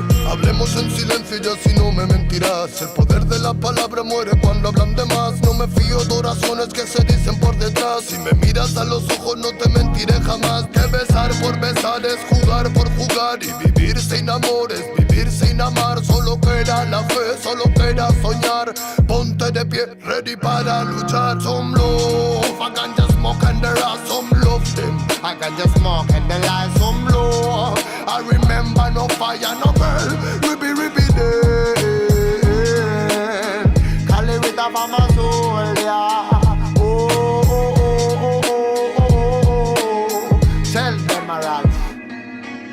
¿De cuánto tiempo hablamos cuando hablamos de querer? Si la mitad lo malgastamos solo en comprender. ¿De qué manera es más fácil aprender? Que nacemos para ganar y morimos al perder. No puedo dejar de animarte, que cuando te caigas debes levantarte. Llegué para contarte que no todo artista muere por su arte. Traigo el honor de un humano con valor que utiliza poesía para respirar mejor. Escribo prosa para vengar al amor y recuerda aquella rosa que tiraron al contenedor. ¿Dónde se quedó el amor? Hey, que no vaya sitio, no microphone forever, never. Tell me, roll some love, I can just smoke and the light, some love them. I Rastafari my life, some love. I remember no fire, no burn, rippy day. I live with a farmer soul, yeah. Reggae man a farmer warrior, warrior day.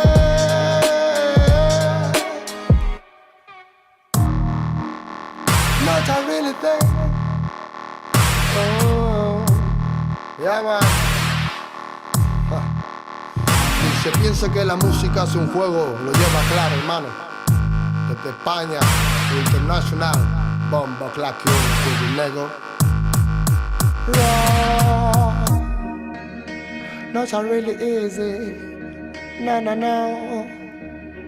Pure nigga on a microphone. Hey, tell us what? Tell us anything. Tell if I'm a Rasta, feeling on my sin. Hey, more love.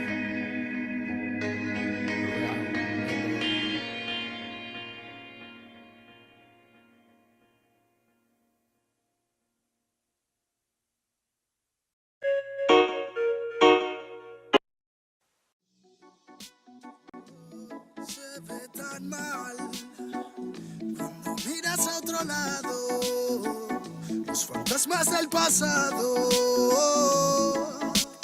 no se detendrán hasta verte derrumbado.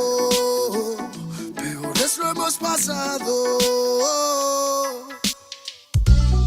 Andaba a golpes con la tristeza, me aportó riqueza, me otorgó sabiduría, pues se dibujaba en todas mis piezas. Yo con alegría le daba color después.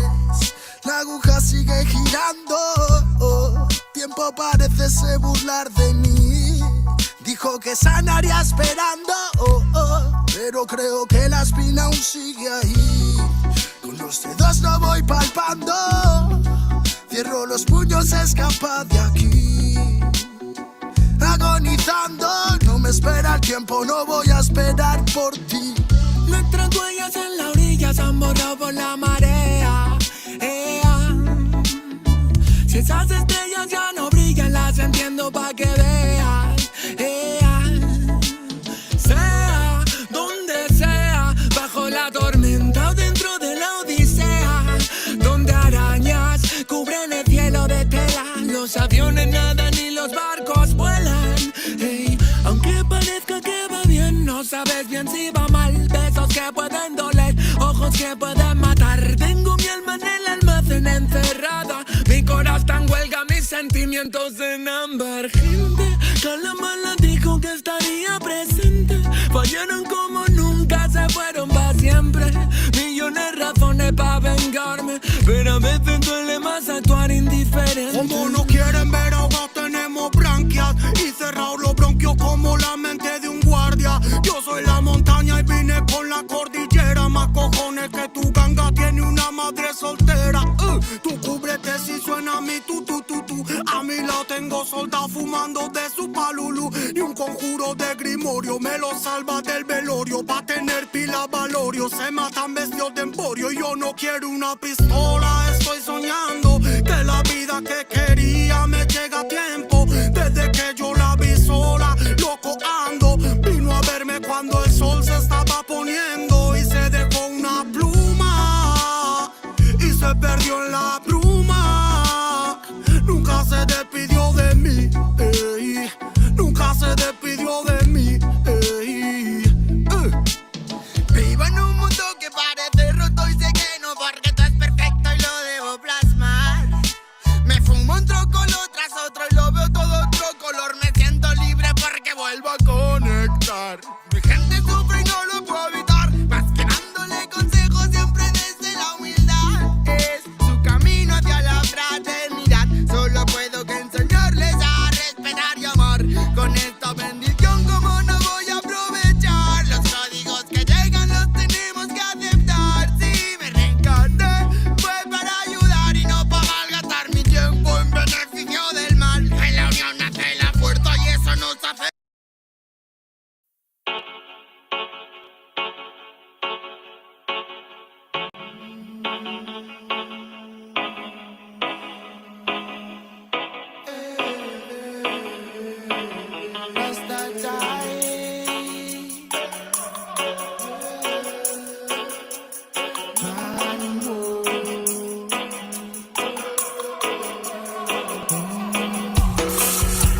Muero porque toques el cielo, pero no el suelo, así que créetelo. Quítate el velo velozmente, bro. Vívete tu sueño, pero despierta a la hora que toca. Esa hora, motherfucker, wake up. Yo me meo en tu cubata antes, bebo matar ratas con tan. Vaya al bosque a lo Tarzán mientras enlazan fraternidad en casa con su polo colistera a estrenar. Se han dejado en el desván de su pensar un mar de ideas. Con grandes ideas ardiendo en chimeneas antiguas. Ríe Dios al ver que te santiguas. Su mente y su luz son ambiguas como mi voz. Lo que para ti es un don, para mí una misión fija. Mis versos son de ninja, tu poesía pa' pijas que no se fijan, que hay más allá del cristal. La matriz hipnotiza, mi energía os hace trizas. Yo en mi nave nodriza, comiendo pizza con piña, moldeo taroides, vórtices. Con mi mente arbores, gente junto ponices y mil luz para crear pegasos en ese perro. Cánticos lemurianos me hacen sentir como en mi hogar la noche se avecina y se afilan colmillos de vampiras psíquicas. Frecuencias del malestar las alimentan. Nuestro deber es tenerlas raquíticas. Bazookas espaciales enlazadas con la función del sol central, causando desinformaciones bíblicas. Todo lo existente es relativo, o al menos la materia que te describo. Soy antipersonas como las minas y mino. La moral del que venga a negar lo que digo con la mira pues tan ombligo. Si me retiro del partido que sea como Figo, conocidos denme la pela en verdad. Si en mi barrio me conocen más que tú a tu enamorada. No hay payasos, solo en anémonas. Cigarcolada Andrómeda eres. Conserva tus células primigenias o no podrás volar. El virus se llevó a unos cuantos pero lejos a más. Se elevó el más de la opulencia, digo ciencia de voz.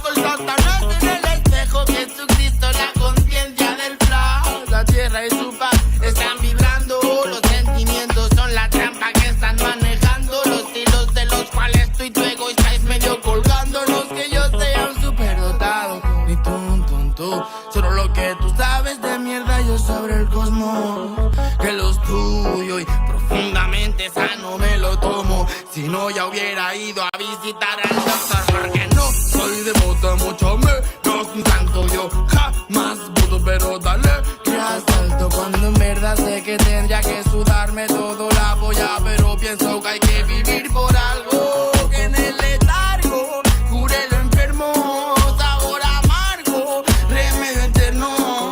Me pregunto a toda esa gente que le he hecho y canalizo desde el cielo un verbo al cielo, bro.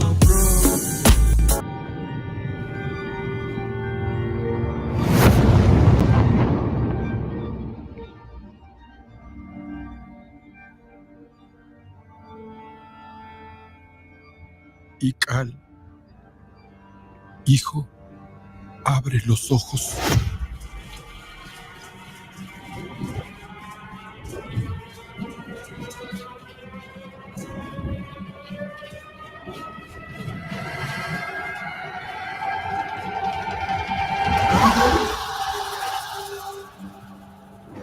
Tu cuerpo se queda con nosotros, pero tu espíritu debe seguir.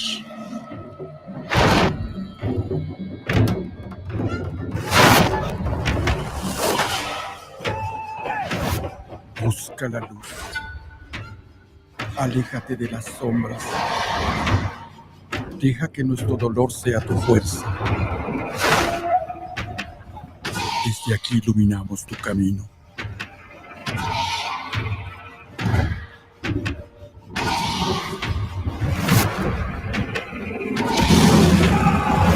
Lucha como nosotros ante esta pena tan grande. Yo soy tú. Tú eres yo.